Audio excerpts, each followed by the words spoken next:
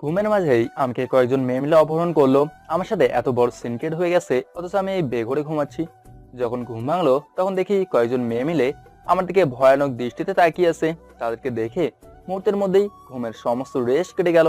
আমি হতবাক হয়ে তাকিয়েছি তাদের দিকে। কি রে, এভাবে তাকিয়ে কি দেখছিস? আপনারা কারা? আর কোথায় নিয়ে এসেছেন আপনারা আমাকে? আমরা তোর জম, আর তোকে আমরা অপহরণ করে নিয়ে এসেছি। কিন্তু কেন? আমি কি এমন করেছি? তোকে আমাদের ত্রিদা ম্যামের ভালো লেগেছে, তাই তিনি তোকে অপহরণ করতে বলেছে। মেয়েগুলোর কথার আগামাথা কিছুই বুঝলাম না। আমি কার এমন কি ক্ষতি করেছি যে আমাকে এভাবে ঘুম পাতালে অপহরণ করে নিয়ে এসেছে? মাথা যেন কিছুই খেলছে না। ঠিক তখনই রুমের মাঝে সুন্দর একটা মেয়ে প্রবেশ করে। মেয়েটা রুমে প্রবেশ করতেই সবাই সোজা হয়ে দাঁড়িয়ে গেল। এই, তোরা সবাই বাইরে বের হ। তোদের কাজ শেষ, এবার আমার পালা। মেয়েটার কথা শুনে বুক ধুকপুক করতে লাগলো। কিসের পালার কথা বলছে মেয়েটা? আর মেয়েটার এক কথায় সবাই রুম ছেড়ে বের হয়ে গেল। কোনো কিছুর হিসাবেই যেন মেলাতে পারছি না আমি। ঠিক তখনই মেয়েটা বুক থেকে টান দিয়ে ওনাটা ফেলে দিল। এবার আরো ভয় পেয়ে গেলাম। এই কি করছেন আপনি? একদম চুপ তুই। আর একটা আওয়াজও যদি গলা দিয়ে বের করিস, তাহলে সোজা গলার হাত দিয়ে কণ্ঠনালীতে লক বসিয়ে দিব। মেয়েটার কথা শুনে শরীরের সমস্ত রক্ত চলাচল বন্ধ হয়ে গিয়েছে। এমন অবস্থা, ভেতরের প্রাণ ভমরাটাও সারা শরীরে ছোটাছুটি করছে। প্রাণ ভমরাটা চাচ্ছে কোথাও গিয়ে লুকিয়ে পড়তে, যেখান থেকে কোনোদিনও ওই মেয়ে খুঁজে বের করতে না পারে। মেয়েটা হুট করেই আমার উপরে ঝাঁপিয়ে পড়লো। আমি মেয়েটার কর্মকাণ্ড দেখে তো পুরাই থ হয়ে গেলাম। এই ছেলে শোন, একদম নড়াচড়া করবি না যেন। নড়াচড়া করলেই সোজা শেষ করে দিব। না হয়তো আমার কাজ শেষ হলে আমি তোকে ছেড়ে দিব। আমি চুপচাপ শুয়ে আছি, কোনো কথাই বের হচ্ছে না মুখ দিয়ে। মেয়েটা এবার বড় ধরনের ঝাটকা দিল আমাকে। সে আমার ঠোঁট জোড়ায় নিজের ঠোঁট বসিয়ে দিয়েছে। সে আমার ঠোঁটে পাগলের মতন স্পর্শ করতে শুরু করে। আমার দুই হাত সে নিজের হাতের প্যাচে নিয়ে নিয়েছে। সে আমায় পাগলের মতন চুমু খাচ্ছে, আর আমি মরার মতন বিছানায় শুয়ে আছি। আমার জায়গায় অন্য কেউ হলে সেও মজা নিত, কিন্তু আমার কেন জানি সমস্ত কিছু বিষের মতন লাগছিল। তাই আমি চুপচাপ হয়ে আছি। কিন্তু মেয়েটা আস্তে আস্তে হায়নার রূপ ধারণ করলো। সে আমার ঠোঁটে নিজের ধারালো দাঁত দিয়ে কামড় বসিয়ে দিল। সাথে সাথে ঠোঁট কেটে ব্লাড বের হতে শুরু করেছে। কিন্তু তাও মেয়েটা তার কাজ চালিয়ে যাচ্ছে। সে আমার রক্তগুলো নিজের ঠোঁট দিয়ে চুষে নিচ্ছে। এভাবেই অনেকটা সময় অতিবাহিত হয়ে গেছে। একটা সময় মেয়েটা নিজ ইচ্ছায় আমাকে ছেড়ে দিল। এই যে ছেলে শোন, শহরে এসেছিস কিছুদিন হলো। শহরের হাব ভাব হয়তো ভালো করে কিছুই বুঝিস না। সো শোন, কারোর সাথে ইটিস পিটিস করতে যাবি না। আর কেউ তোর সাথে ইটিস পিটিস করতে আসলেও বলবি যে তোর উপরে ত্রিধার হাত পড়ে গেছে। মেয়েটার কথা শুনে আবার একটা শক খেলাম। আমি শহরে নতুন এসেছি, সেই বিষয়ে মেয়েটা জানলো কি করে? আর তাছাড়া কে এই মেয়ে? তবে নাম তো জানিয়ে দিল যে ত্রিধা। তবে এই নাম ছাড়া তো মেয়েটার বিষয়ে আর বেশি কিছু জানি না। না, মেয়েটার সম্পর্কে জানা দরকার। আচ্ছা, আপনাকে একটা কথা বলার ছিল। হ্যাঁ বল। আমার উপরে কি কারণে এই অত্যাচার? এই ছেলে, তোর সাহস তো কম না। তুই আমাকে কারণ জিজ্ঞেস করছিস? তুই কি জানিস আমি কে? না জানি না, তাই তো জিজ্ঞেস করলাম।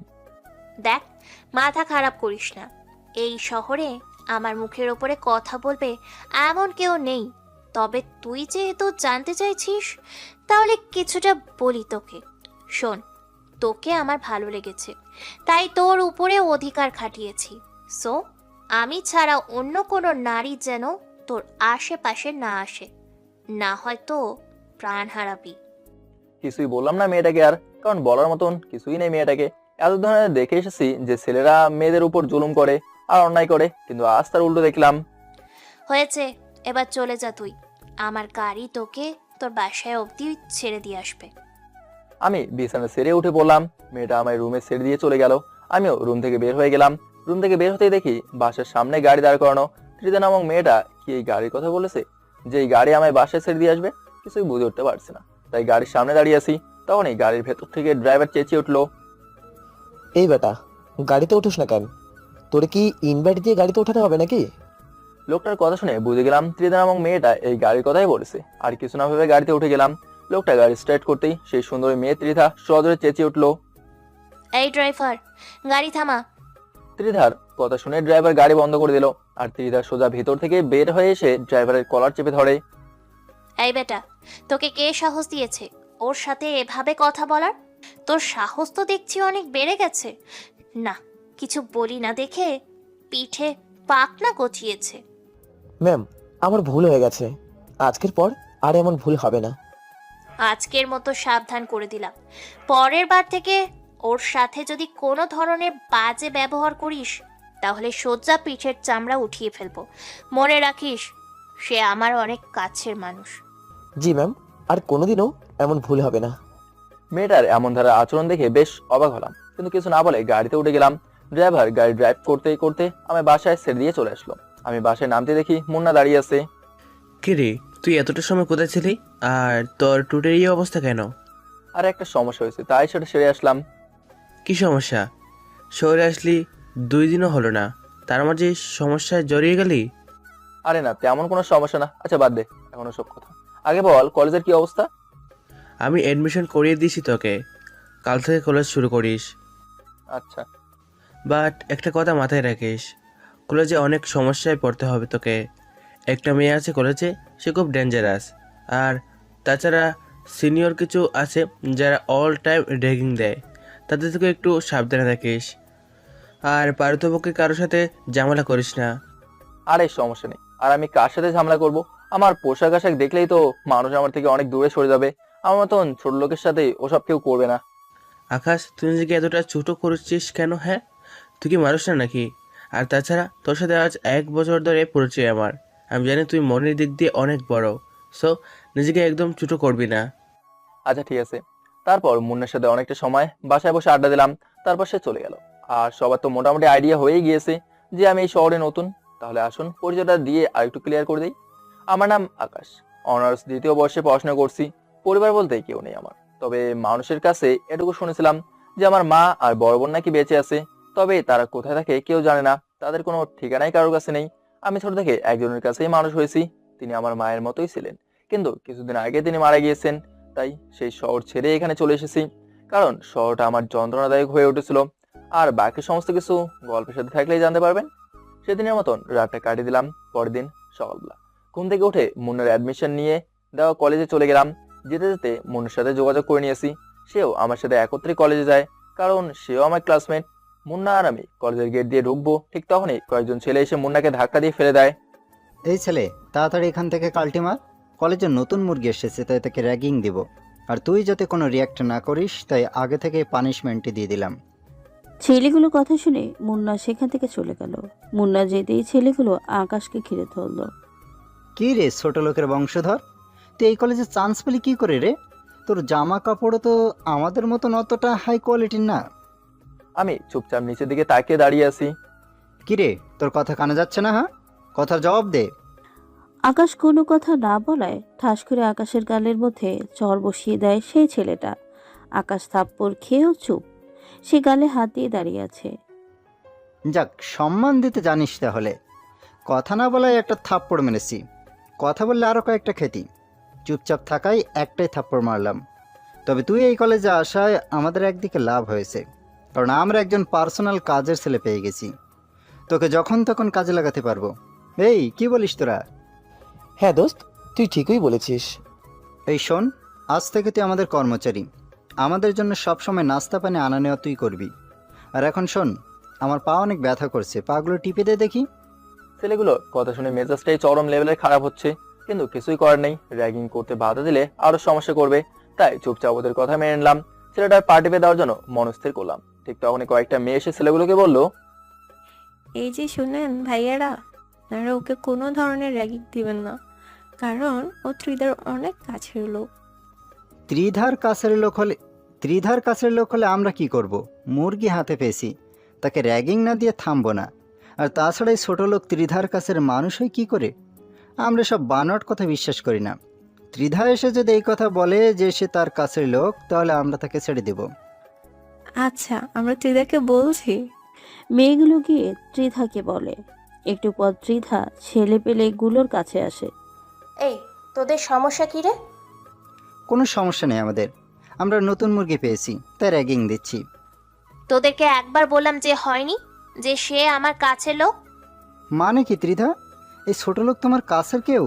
এই কথা যেন কোনো মতেই বিশ্বাস করতে পারছি না। তোদের বিশ্বাস হচ্ছে না তো? দাঁড়া, তোদের বিশ্বাস করাচ্ছি। ত্রিধা আকাশের কাছে এসে ওকে জড়িয়ে ধরে সবার সামনে তার ঠোঁটের মধ্যে কিস বসিয়ে দেয়। এই দৃশ্য দেখে পুরো কলেজ হাঁ করে তাকিয়ে আছে আকাশ আর ত্রিধার দিকে। পুরো কলেজের সকলকেই তাক লাগিয়ে দিয়েছে ত্রিধার এমন কর্মকাণ্ড। সবার চোখ জোড়া কপালে উঠে গিয়েছে ত্রিধার আচরণে। কিছুক্ষণ পর ত্রিধা আকাশকে ছেড়ে দেয়। কি রে, এইবার বিশ্বাস হলো তো? ত্রিধার প্রশ্নের উত্তর দেওয়ার পরিস্থিতিতে যেন কেউ নেই, সবাই হতভম্ব হয়ে দাঁড়িয়ে আছে। কি রে, সবার মুখে বলি কোথায় গেল? ত্রিধা, কি করে সম্ভব এমনটা? কি করে সম্ভব সেটা তো নিজে চোখেই দেখলি, তাহলে আবার ছাগলের মতো চেঁচাচ্ছিস কেন? ত্রিধার কথা শুনে সবাই চুপচাপ হয়ে যায়, কারণ ত্রিধার মুখের উপরে কথা বলবে এমন কারোর বুকের পাটা হয় না। এই ছেলে, চল তুই আমার সাথে। ত্রিধা আকাশের হাত ধরে টানতে টানতে একটা জায়গায় নিয়ে গিয়ে বসায়। আকাশ চুপচাপ বসে আছে। শোন, কলেজে সবাই জেনে গেছে যে তোর উপরে ত্রিধা হক জমিয়েছে। আজকের পর আর কেউ সাহস করবে না তোর সাথে বেয়াদবি করার। আর তোর গাল লাল হয়ে আছে কেন? তার মানে কি সেই ছেলেগুলো তোকে র্যাগিং দিয়েছে? আমি চুপচাপ দাঁড়িয়ে আছি, কোনো কথা না বলে। চট জলদি কথার অ্যান্সার না পেলে চরম রাগ ওঠে আমার। প্রথমবারের মতো মাফ করে দিলাম।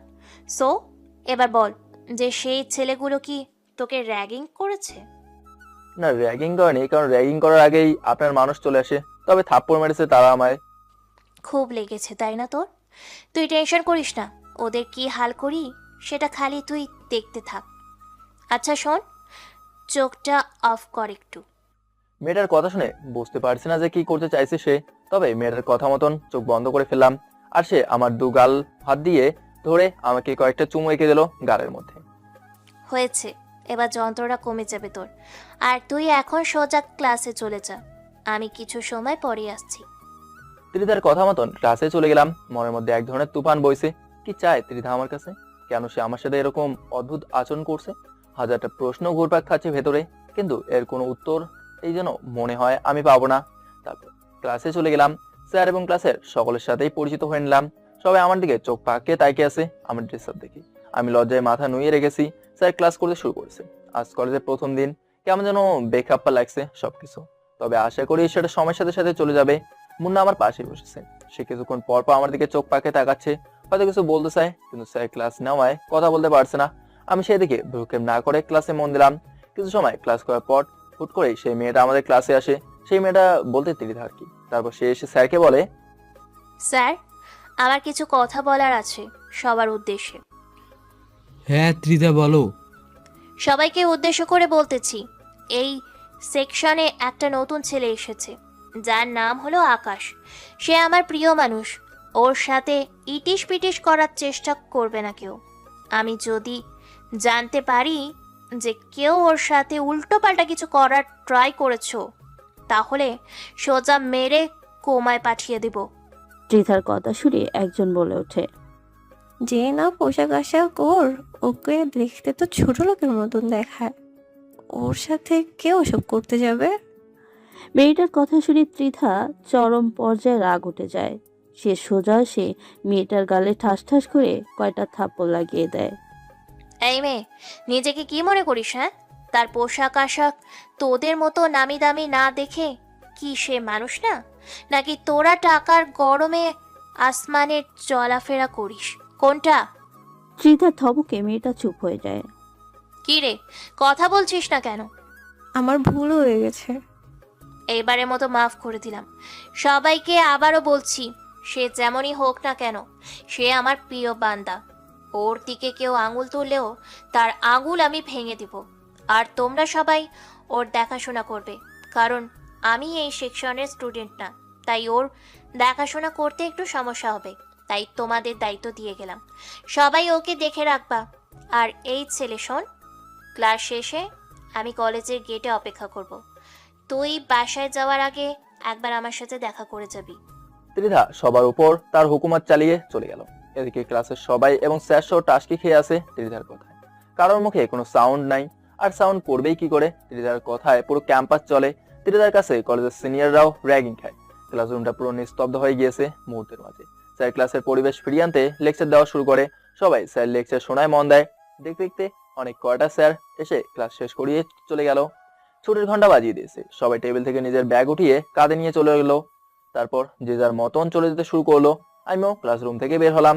আমার সাথে মুন্নাও আছে। আচ্ছা আকাশ, একটা কথা বলতো, দিদা তোকে নিয়ে কি শুরু করেছে? আর কিসের প্রিয় মানুষ দাবি করছে তোকে? সে তো আমি নিজেও জানি না কোথাকার প্রিয় মানুষ, কোনখানের প্রিয় মানুষ। তুই যদি না জানিস তাহলে ক্লাসরুমে এসে এভাবে সবাইকে শাসিয়ে গেল কেন? আরে মুন্না, সত্যিই আমি কিছু জানি না। আচ্ছা, না জানলে আর কি করার, চল এবার বাড়িতে চলে যাই। মুন্না, তোর কি মনে নেই যে সে আমায় ক্লাস শেষ করে দেখা করতে বলেছে? ও হ্যাঁ, যা গিয়ে দেখা করে আয়। আচ্ছা, আমি গিয়ে দেখা করে আসছি, তুই একটু দাঁড়া। মুন্নাকে দাঁড় করে রেখে ত্রিধার কাছে চলে গেলাম। কলেজের মোট দুটো গেট, একটা দিয়ে আমরা বের হব, আরেকটা দিয়ে সেই সুন্দরী ত্রিধা নামক মেয়েটা বসে আছে। ত্রিধার কাছে যেতে বর্ধনে একটা শক খেলাম। ত্রিধার সেই ছেলেগুলোকে মেরে সার শরীরে মাইলের ছাপ ঠুকে দিয়েছে। শুধু তাই নয়, ছেলেগুলোর শরীরে কোনো কাপড়ই নেই, শুধু আন্ডারওয়্যার পরে সবাই লাইন ধরে দাঁড়িয়ে আছে। কি হলো তো ওদের শাস্তি? বলেছিলাম না যে ওদের অবস্থা আমি খারাপ করে দিব। সো দেখ, দিয়েছি ওদের অবস্থা খারাপ করে। তোর গালে থাপ্পড় দেওয়ার ফল ওরা পেয়েছে। মেয়েটার কথা শুনে বুক ধরফর করছে। কি করে সম্ভব এসব? সে কলেজের সবার উপরে নিজের হুকুমত চালাচ্ছে, কেউ ভয়ে তার মুখের উপরে একটা কথা বলছে না। সবকিছু যেন মাথার উপর দিয়ে যাচ্ছে আমার। কি রে, কথা বলছিস না যে? আচ্ছা থাক, কথা বলতে হবে না। তুই একটা কাজ কর, তুই গা থেকে শার্টটা খুলে ফেল। ত্রিধার কথা শুনে চমকে উঠলাম। কি সব বলছে এই মেয়ে আমাকে? আমি চুপ করে দাঁড়িয়ে আছি। কি রে, কথা কানে যায়নি তোর? তোকে বলছি গা থেকে শার্টটা খুলতে। আমার অনেক লজ্জা লাগছে, প্লিজ আমাকে এভাবে শাস্তি দিন না। আমি কোনো ভুল করে থাকলে আপনি আমার গায়ে হাত তুলতে পারেন। আকাশের কথা শুনে ত্রিধা এবার সেই রকমের রেগে যায়। সে আকাশের কলার ধরে এক টান দিয়ে তার শার্ট ছিঁড়ে ফেলে। কথা বেশি বলিস যে, এটা তার ফল। ভালোই ভালোই আমার কথা শুনলে এমনটা আর করতে হতো না আমাকে। সো এবার দেখি, আমার কাছে আয়। আমি ঠায় সেখানে দাঁড়িয়ে আছি, লজ্জায় মাথা কাটা যাচ্ছে মতন অবস্থা। আশেপাশে যারা ছিল সবাই আমার দিকে চোখ পাকিয়ে তাকিয়ে আছে। তুই কি আমার কাছে আসবি, নাকি আবার অন্য পন্থা অবলম্বন করতে হবে আমাকে? ত্রিধা এমন কথা শুনে তাড়াতাড়ি ওর কাছে গেলাম। না হয় এবার কি করে বসবে কে জানে। তার কাছে যেতেই সে আমার কোমরে তার দুই হাত দিয়ে পেঁচিয়ে ধরলো। তারপর বুকের মাঝখান বরাবর পাগলের মতন চুমু খেতে শুরু করলো। যাদেরকে ত্রিধা শাস্তি দিয়েছে তারা চোখ পাকিয়ে তাকিয়ে আছে আমাদের দিকে। তখনই ত্রিধা বলে ওঠে, এই, তোরা এদিকে তাকিয়ে তাকিয়ে কি দেখছিস? হ্যাঁ, জীবনে কি আর কোনোদিন রোম্যান্স দেখিসনি মনে হয়? তাড়াতাড়ি সব কয়টা চোখ নামা, না হয় সব কয়টা চোখ তুলে নিব একদম। ত্রিধা ঝাটকি খেয়ে ছেলেগুলো নজর ফিরিয়ে নেয়। আর ত্রিধা আমার বুকে চুমু খাওয়া বাদ দিয়ে নিয়ে ব্যাগ খুলে একটা নতুন শার্ট বের করে। শোন, এইটা তোর জন্য কিনে এনেছি একটু আগে। কাল থেকে এইটা পরেই কলেজে আসবি। আর একটা প্যান্টও এনেছি, কাল থেকে ওসব পরে ক্লাস করবি। পুরনো জামা কাপড় আর পরবি না। এই নে প্যান্ট, আর শার্টটা তোকে আমি পরিয়ে দিচ্ছি। তারপর ত্রিধা আমার নিজের হাত দিয়ে শার্টটা পরিয়ে দেয়। আমার ভেতর যেন প্রবল বেগে তুফান বইছে। মেয়েটা কেন সব বলছে আর করছে? সে আমার কাছ থেকে কি চায়? এই ছেলে, এত কি ভাবছিস? হ্যাঁ, ত্রিধার কথায় হুঁশ ফিরে আসে। না না, কিছু না। কিছু না হলেই ভালো। এইবার দেখি, আমার পাশে এসে বস।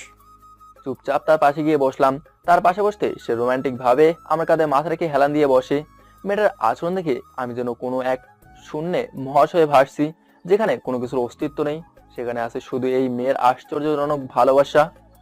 আচ্ছা শোন না, ওদেরকে কি মাফ করে দিব? আমি তো জানি না ওদের বিষয়ে, আপনি ভালো বলতে পারবেন। এই, তোকে বলতে বলেছি, সো তুই বলবি। আচ্ছা আচ্ছা, মাফ করে দিন। এই, তোরা চলে যা, তোদের মুক্তি মিলে গেছে। আমার প্রিয় তোদেরকে মাফ করে দিতে বলেছে। ত্রিধার কথা শুনে ছেলেগুলো চলে গেল। শুধু আমি আর ত্রিধা সেখানে বসে আছি। ঠিক তখনই হুট করে পেছন থেকে কেউ জন এসে আমাকে ধাক্কা মারে। আমি সেভাবে প্রস্তুত না থাকায় ধাক্কার প্রেসারে মাটির উপরে গিয়ে ছিটকে পড়লাম। আমার সাথে সাথে ত্রিধাও পড়ে গেল। মাঠ থেকে উঠে ঘাড় ঘুরে পিছন তাকাতে অবাক হয়ে গেলাম, কারণ যে আমায় ধাক্কা দিয়েছে সে আর কেউ না, সে হলো মুন্না। কিন্তু সে হঠাৎ আমায় এভাবে ধাক্কা দিয়ে ফেলে দিল কেন? এটার রহস্যই যেন খুঁজে পেলাম না। মুন্না, কি করলি এটা তুই? আকাশ, সরি, আই এক্সট্রিমলি সরি। বিশ্বাস কর, আমি ভেবেছিলাম যে তুই আমায় না জানিয়ে অন্য কারোর সাথে ইটিস পিটিস করছিস, কিন্তু আমি জানতাম না যে এটা আমার কলেজের সেই লিডার মেয়ে। আর তাছাড়া আমি মস্কারি করেই ধাক্কা দিয়েছি। আমি ভাবতেও পারিনি যে তোরা এভাবে পড়ে যাবি। মুন্না, এভাবে কেউ মস্করা করে? হ্যাঁ, কার যদি কোনো ক্ষতি হয়ে যেত তখন কি করতি? সত্যি আমি বুঝতে পারিনি। আচ্ছা থাক, হয়েছে। আমি তিতার দিকে হাত বাড়িয়ে দিলাম তাকে মাটি থেকে ওঠানোর জন্য, কিন্তু সে আমার সাপোর্ট না নিয়ে মাটি থেকে উঠে দাঁড়িয়ে পড়লো আর মুন্নার দিকে অগ্নি দৃষ্টিতে তাকিয়ে আছে। আমার বুঝতে বাকি রইলো না যে তিদা এখন মুন্নাকে কাঁচায় গেলে ফেলবে। তিদা হুট করে দৌড়ে গিয়ে পাশে পড়ে থাকা একটা কাঠের টুকরো নিয়ে আসলো। তারপর সে তেড়ে ফুড়ে মুন্না দেখে এগিয়ে যায়। এই জানোয়ারে বাচ্চা, তুই কোন সাহসে এসে ধাক্কা দিয়েছিস আমাদেরকে? আমার ভুল হয়ে গেছে, প্লিজ আমায় মাফ করে দিন। তোর মাফের গুষ্টি মারি। বলে ত্রিধা ড্রাম করে একটা বাড়ি বসিয়ে দেয় মুন্নার শরীরে। মুন্না বাড়ি খেয়ে সাথে সাথে দৌড়ে গিয়ে আকাশের পেছনে লুকায়। আকাশ প্লিজ, তুই আমাকে বাঁচা। আমি ভুল করে এমনটা করেছি, আর কোনোদিন এমন কিছু করবো না আমি। এই যে প্লিজ আপনি ওকে মাফ করে দিন, সে বুঝতে পারে নাই, না বুঝেই এমনটা করছে। এই ছেলে চুপ একদম। ওকে আজকে আমি জন্মের শিক্ষা দিয়ে ছাড়বো। আর তুই সরে যা ওর সামনে থেকে, না হয় কিন্তু তোকেও মেরে হাড়গোড় ভেঙে ফেলবো। প্লিজ আপনি শান্ত হন। এই তোর শান্তর গুষ্টি মারি, রাখ তোর শান্ত তোর কাছে। ত্রিধা আজকে পুরোপুরি খেপে গিয়েছে। সে দৌড়ে গিয়ে মুন্নাকে আবার মারতে শুরু করে। আকাশ যে তাকে বাধা দিচ্ছে সেটাও সে মানছে না। সে মুন্নাকে মারতে মারতে মাটিতে ফেলে দেয়। ত্রিধার এমন রাগ দেখে আকাশের বুঝতে বাকি নেই যে আজ খারাপ কিছু ঘটবে। না, মেয়েটাকে থামানো দরকার, কিন্তু কি করে থামাও তাকে? মাথায় যেন কিছুই কাজ করছে না, মাথায় পুরো জটলা পেকে গেছে। তৎক্ষণাৎ আর কিছু না পেয়ে ত্রিদাকে পেছন থেকে গিয়ে জাপটে জড়ে ধরলাম। 2 হাত দিয়ে তাকে পেঁচিয়ে নিয়ে শক্ত করে জড়িয়ে ধরেছি। মেয়েটার সারা শরীরে আগুনের মতন হেড হয়ে আছে। এই ছেলে তুই আমাকে ছেড়ে দে, ওকে না কেলালে আজকে শান্তি আমার লাগবে না। না, আমি আপনাকে ছাড়ব না, প্লিজ আপনি আগে শান্ত হন। মেয়েটাকে নিজের শরীরে সমস্ত শক্তি দিয়ে জড়িয়ে ধরেছি, কিন্তু সে আমার থেকে ছাড়া পাওয়ার আপ্রাণ চেষ্টা করছে। কিন্তু আমি তো তাকে ছাড়বো না। তবে সেও নাছোড়বান্দা, সেও তার কাজ চালিয়েই যাচ্ছে। শেষমেশ আর কিছু না পেয়ে তার ঠোঁট জোড়ায় নিজের ঠোঁট বসিয়ে দিলাম। এবার সে শান্ত হয়ে গেল। অন্যদিকে মুন্নাকে হাত দিয়ে ইশারা করে চলে যেতে বলেছি, সে আমার ইশারা মতন সেখান থেকে চলে যায়। এদিকে ত্রিদা পুরো পাগল হয়ে গিয়েছে, তার মাথা থেকে মায়ের ভূত তো নেমেছে, কিন্তু আরেকটা ভূত চেপে ধরছে তাকে। তাকে আমি অনেকক্ষণ যাবৎ ছাড়ার চেষ্টা করছি, কিন্তু সে আমার ঠোঁট জোড়া নিজের আয়ত্তে নিয়েই রেখেছে। তার থেকে কোনোভাবেই নিজেকে ছাড়তে পারছে না। সে আমার ঠোঁটের অবস্থার 12টা বাজিয়ে দিয়েছে। সে হুট করে আমার ঠোঁটের মধ্যে নিজের দাঁত বসিয়ে দিয়ে পরে ছেড়ে দেয়। তার ধারালো দাঁত আমার ঠোঁট পুরো ক্ষত করে দিয়েছে। সেই ক্ষতটা সে চুইয়ে চুইয়ে রক্ত পড়তে শুরু করে। আমি অবাক চোখে ত্রিদার দিকে তাকিয়ে আছি। এই ছেলে এইভাবে তাকিয়ে থেকে কোনো লাভ নাই। সবে মাত্র তোর ঠোঁট স্পর্শ করেছি, এখনো তোর সারা শরীর বাকি আছে। ধীরে ধীরে তোর সারা শরীরেই স্পর্শ করব আমি। তোর সারা শরীর আমার, শুধু তোর শরীর না, পুরো তুইটাই আমার। আচ্ছা শোন, এখন বাসায় চলে যা তুই, আমার একটা কাজ আছে, আমি সেটা সেরে বাসায় যাব।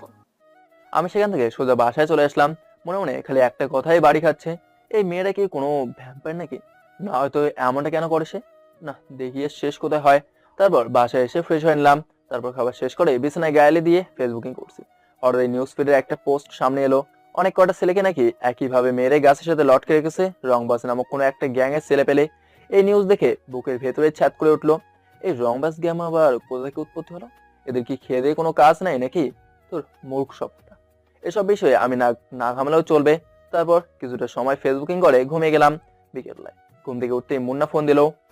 আকাশ, ধন্যবাদ রে আমাকে ওই মেয়ের হাত থেকে বাঁচানোর জন্য। তুই না থাকলে সে মেয়ে আজ আমাকে মেরেই ফেলতো। আরে বাদ দেও সব কথা, বন্ধুর বিপদে না আসলে কিসের কি? হ্যাঁ সেটাই। আচ্ছা শোন, কোথায় আছিস তুই? কোথায় থাকবো আবার, বাসাতেই আছি। আচ্ছা আমি আসছি, তুই বাসায় থাক। আচ্ছা। তারপর ফোন রেখে দিয়ে উঠে হাত মুখ ধুয়ে নিলাম। তারপর বসে বসে মুন্নার অপেক্ষা করছি। একটু পরই দরজায় কর্ন আলো কেউ। উঠে গিয়ে দরজা খুলে দিলাম। দরজা খুলতে দেখি ত্রিধা দরজার সামনে দাঁড়িয়ে আছে। ত্রিধাকে দেখে বিশাল রকমের একটা শক খেলাম। এই আপনি এখানে কেন? সেই কৈফিয়ত কি তোকে দিতে হবে নাকি? না তা না, আসলে হঠাৎ করে আসলেন তো তাই। আমার যখন ইচ্ছে হবে তখনই তোর কাছে আসবো। সো এবার ভিতরে ঢুক, আর টিভি থাকলে চালু কর। একটু পর টিভিতে একটা রোমান্টিক মুভি দিবে, দুজনে বসে বসে মুভি দেখব। আর আমি পপকর্নও নিয়ে এসেছি, সেই মজা হবে আজকে। ত্রিধার কথা মতন ভাঙাচোরা টিভিটা চালু করে দিলাম। তারপর দুজনে বসে বসে টিভি দেখছি। ত্রিধা আমায় জোরে ধরে বুকের মধ্যে মাথা দিয়ে রেখেছে। ঠিক তখনই মুন্না ঘরের মধ্যে প্রবেশ করে। ত্রিধা আসায় সেই যে দরজা খুলেছি আর লাগায়নি। মুন্না আসার সময় হাতে করে নাস্তা নিয়ে এসেছিল। সে ত্রিধাকে দেখে নাস্তাগুলো সেভাবে ঘরের মধ্যে ফেলে রেখে এক দৌড়ে ঘর ছেড়ে পালিয়ে যায়। এই বেয়াদব, ওই ছেলে তোর বাসায় কেন এসেছে? সে আমার বন্ধু হয়, তাই এসেছে। তো এভাবে দৌড়ে পালালো কেন? আপনাকে দেখে। যা, ওকে গিয়ে ধরে নিয়ে আয়। ওকে ধরে এনে আমার সামনে হাজির কর। ত্রিধার কথা মতন বাসা থেকে বের হয়ে মুন্নাকে ফোন দিলাম। এই মুন্না, কই তুই? তোকে ত্রিধা বাসায় আসতে বলেছে, তাড়াতাড়ি বাসায় আয়। আকাশ, আমার কি মেরে ফেলার প্ল্যান করছিস নাকি তোরা? আরে কি সব বলছিস? হ্যাঁ, তোকে আমরা মেরে ফেলতে যাবো কেন, পাগল? ত্রিধা তোকে ওর সামনে নিয়ে যেতে বলেছে, সো তুই বাসায় আয়। আর কিছু হবে না, আমি আছি, তুই আমার উপরে ভরসা রাখতে পারিস। আচ্ছা, আসছি। কিছুক্ষণ পর মুন্না বাসায় আসে, তাকে নিয়ে ত্রিধার কাছে গেলাম। এই যে শোন, তোর বেয়াদবির শাস্তি তোকে ভালোভাবে দিতে পারিনি, সো এখন তুই আমাদের জন্য কফি বানা কিচেনে গিয়ে। আমি আর আকাশ বসে বসে মুভি দেখবো। আমি তো কফি বানাতে পারি না। পারিস কি পারিস না সেটা তোর ব্যাপার। তোকে বলেছি কফি বানিয়ে আনতে, সো কফি বানিয়ে আন, না হয়তো তোর রক্ত কফির মগে নিয়ে পান করব। ত্রিধার কথা শুনে মুন্না তাড়াতাড়ি কফি বানাতে চলে যায়। অন্যদিকে আকাশ গিয়ে ত্রিধার পাশে চুপ করে বসে পড়ে। কি রে, তোর সমস্যাটা কোথায়? কই, কিসের সমস্যা? তুই এভাবে বসে আছিস কেন? শুরুতে কি এভাবে বসেছিলি? না। তাহলে আগের মতো আমায় জড়িয়ে ধরে বস। ত্রিধার কথা মতন ওকে আবার জড়িয়ে ধরলাম। সে আমায় জড়িয়ে ধরে বুকের মধ্যে মাথা রাখলো। ভেতরে কেমন যেন এক ধরনের তুফান বইছে। মনে হচ্ছে যেন নিজের প্রিয় মানুষটাকে বুকে জড়িয়ে নিয়ে রেখেছি, কিন্তু সত্যি তো এমনটা না। কারণ ত্রিধার চাওয়া পাওয়া কি সেটাই বুঝতে পারছি না। এসব নিয়ে ভাবছিলাম, তখন মুন্না কফি বানিয়ে নিয়ে এলো। ত্রিধা মুন্নার হাত থেকে কফি নিয়ে এক চুমুক দিতেই তার চেহারার রং পরিবর্তন হয়ে যায়। সে কফির মগ আর কফি সহ ফিক্কা দিয়ে ফেলে দেয়। তোদের দিয়ে আসলেই কোনো কাজ হবে না, তুই আসলেই একটা গাধা। তোর মতো গাধা দুনিয়ার জন্য একটা বোঝা। মুন্না মাথা নুইয়ে রেখেছে, ভিতরে ভিতরে সে ভয়ে ভয়ে মরছে। আচ্ছা শোন, তুই গাধা হোক আর যাই হোক না কেন, আকাশের দেখাশোনা আজ থেকে তুই করবি। ওর চলাফেরার যেন কোনো ধরনের সমস্যা না হয়। তার সমস্ত প্রয়োজন তুই পূরণ করবি। তার জন্য যত টাকা প্রয়োজন হয় আমাকে জানাবি তুই। ত্রিধার কথা শুনে আকাশ আর মুন্না দুজনেই তাজ্জব হয়ে যায়। কি বলেছি মাথায় ঢুকেছে তোর? জি। হয়েছে, এবার আমি চললাম। আর আকাশ, তুই কলেজে তাড়াতাড়ি চলে আসবি, আমি অপেক্ষা করব কলেজে। আচ্ছা। তারপর ত্রিধা চলে গেল। মুভি শেষ না করেই ত্রিধা যাওয়ার পর অনেকটা সময় মুন্নার আমি আড্ডা দিলাম বললে ত্রিধার বিষয় নিয়ে কথা বলছি। তারপর রাতে মুন্নাও চলে যায়। পরদিন সকালবেলায় উঠে ফ্রেশ হয়ে কলেজে চলে গেলাম। রিক্সা করে কলেজে যাচ্ছি, প্রায় পৌঁছেই গিয়েছি কলেজে। হঠাৎ দেখি কালকে সেই ছেলেগুলো পথ আটকে দাঁড়িয়ে আছে, যাদেরকে ত্রিধা মেরেছিল। সেই ছেলেগুলো প্লাস আরো অনেক ছেলেপেলে আছে তাদের সাথে, সবার হাতে লাঠি চোটা। তাদেরকে দেখে আমি রিক্সা থেকে নেমে গেলাম। মামুর বেটা, আজ তোকে পেয়েছি। তোর জন্য গতকাল ত্রিধার কাছে মার খেয়েছি আমরা, সো আজ তার প্রতিশোধ নেব। আজ তোকে জমের দুয়ারে পাঠাবো, দাঁড়া তুই দেখি আজ তোকে কে বাঁচায় আমাদের হাত থেকে। আমি চুপচাপ দাঁড়িয়ে আছি, আর সামনে প্রায় 20 থেকে 25 জন ছেলে পেলে দাঁড়িয়ে দাঁড়িয়ে ভাবছি কি করব। এখান থেকে কি দৌড়ে পালিয়ে যাবো নাকি তাদেরকে প্রতিঘাত করব।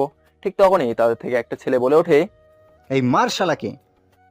আমি তখনও ডিসিশন নিতে পারিনি যে কি করব, কিন্তু তারা সকলে আমাকে মারার জন্য আমার দিকে তেড়ে ফুড়ে আসছে। আর আমি হাবলার মতন তখন দাঁড়িয়ে আছি, কিন্তু হঠাৎ করেই ছেলেপেলেগুলো আমার দিকে এগিয়ে না এসে উল্টো রাস্তা ধরে দৌড়াতে শুরু করলো। রে, কি হয়েছে ওদের? কিছু তো বুঝে আসছে না, কাকে দেখে তারা এমন উল্টো দিকে দৌড়াচ্ছে।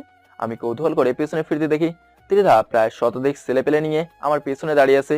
এই ভয়াবহ দৃশ্য দেখে কলিজার পানি যেন মুহূর্তের মধ্যে শুকিয়ে গেছে আমার। অন্যদিকে যারা আমায় মারতে এসেছিল তারা দড়ি ছাড়া গরুর মতন ছোটাছুটি করছে। কে কোন দিক দিয়ে পালাবে দিশ খোলা পাচ্ছে না। তখনই ত্রিধা চেঁচিয়ে উঠলো, এই, তোরা সব কয়টাকে ধরে এনে আমার সামনে হাজির কর। ত্রিধার কথা মতন তার ছেলেপেলেগুলো তাদের পিছু ছুটে যায়, যারা পালাতে ধরেছে। আর ত্রিধা এসে আকাশের সামনে দাঁড়ায়। এই ছেলে, তুই ঠিক আছিস তো? হ্যাঁ আমি ঠিক আছি। ভাগ্যিস, আর একটু দেরি হলে অনেক বড় সমস্যা হয়ে যেত। আল্লাহ বড় বাঁচিয়েছে তোকে, যে যে আমি সব সময়ের মতো চলে এসেছি। কিন্তু ওদেরকে আমার হাত থেকে কেউ বাঁচাতে পারবে না। আমার ছেলে পেলে ওদেরকে ধরে আনতে গেছে। ওদের পিঠের চামড়া আমি আজকে তুলে ফেলবো। ত্রিধা আকাশের সামনে দাঁড়িয়ে আছে। ত্রিধার ছেলেপেলেরা একটু পর ফিরে আসে। আপু, ওদের একটাকে ধরতে পেরেছি, বাকি সব কয়টা পালিয়ে গেছে। আচ্ছা, সমস্যা নেই। একটা যাকে ধরে এনেছিস, আগে তার সাথে হিসাব নিকাশ করি। ওর সাথে এমন হিসাব নিকাশ করব যে বাকি সব কয়টা ওর অবস্থা দেখেই শুধরে যাবে। আমি চুপচাপ ত্রিধার সাথে দাঁড়িয়ে আছি, আর ত্রিধা রাগে ফোঁস করছে। তার উপরে যেন কোনো ভয়ঙ্কর পিশাচিনে ভর করছে। সে তার দলের ছেলেকে একটা থেকে হকি নেয়, তারপর যাকে ধরে এনেছে তাকে গণহারে মারতে শুরু করে। মারতে মারতে সারা শরীর ফাটিয়ে ফেলেছে তার। তারপর সে ছেলেটাকে ছেড়ে দিয়ে তার লোকদের বলে, এই, তোরা ব্যাটাকে একদম চিরতরে পঙ্গু করে দে। আমি আমার খায়েশ মিটিয়ে নিয়েছি। আচ্ছা আপু, আমরা দেখছি ওকে। এই আকাশ, চল তুই আমার সাথে। ত্রিধা আমাকে তার সাথে করে নিয়ে আসলো। তারপর সেখানে নিয়ে গিয়ে সোজা কলেজে চলে গেল। শোন, সোজা ক্লাসে চলে যাবি। একদম কারোর সাথে কোনো রকম মাখামাখি করবি না। আর কোনো সমস্যা হলে আমাকে ডাক দিবি, মনে থাকবে কথা? আচ্ছা। তারপর ক্লাসে চলে গেলাম, কিন্তু মনের ভেতরে বিশাল রকমের খুশি লাগছে যে কেউ আমার জন্য নিজের সমস্তটা বাজি রাখতে পারে, কেউ আমাকে মৃত্যুর মুখ থেকে ছিনিয়ে আনতে পারে। ত্রিধা নামক মেয়েটাকে মনে ধরে গেছে। আচ্ছা, মেয়েটা কি আমাকে ভালোবাসে? না হলে এমন করে কেন?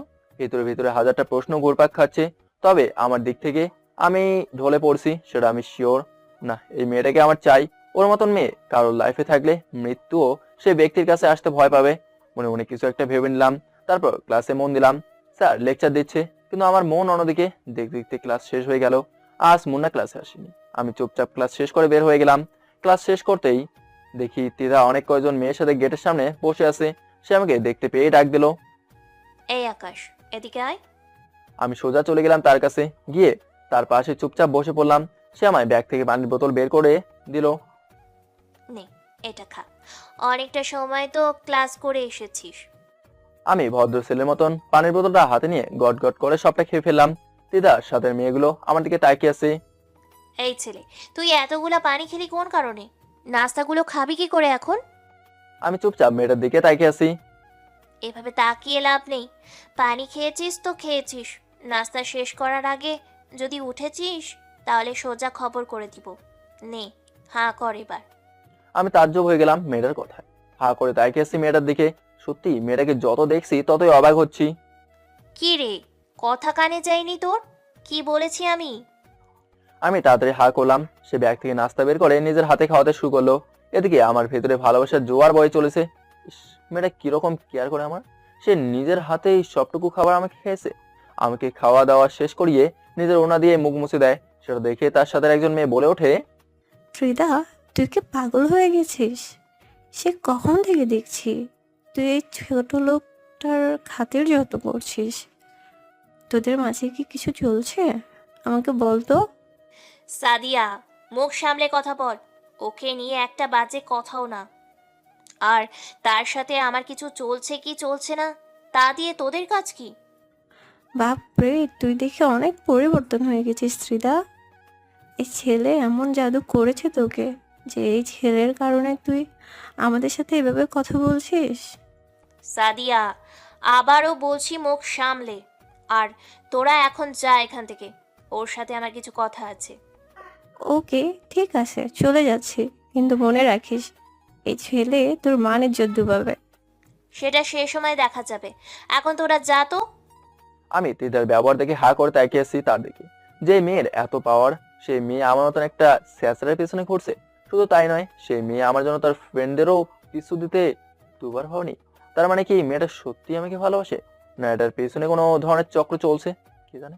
না, এটা যাচাই বাছাই আমার করতে হবে। এই ছেলে, কোথায় হারিয়ে গেলি তুই? না, কোথায় হারাবো? দেখি, আর একটু কাছে এসে বস। আমি একটু নেশা করব। মেয়েটার কথার আগামাতা কিছুই বুঝলাম না।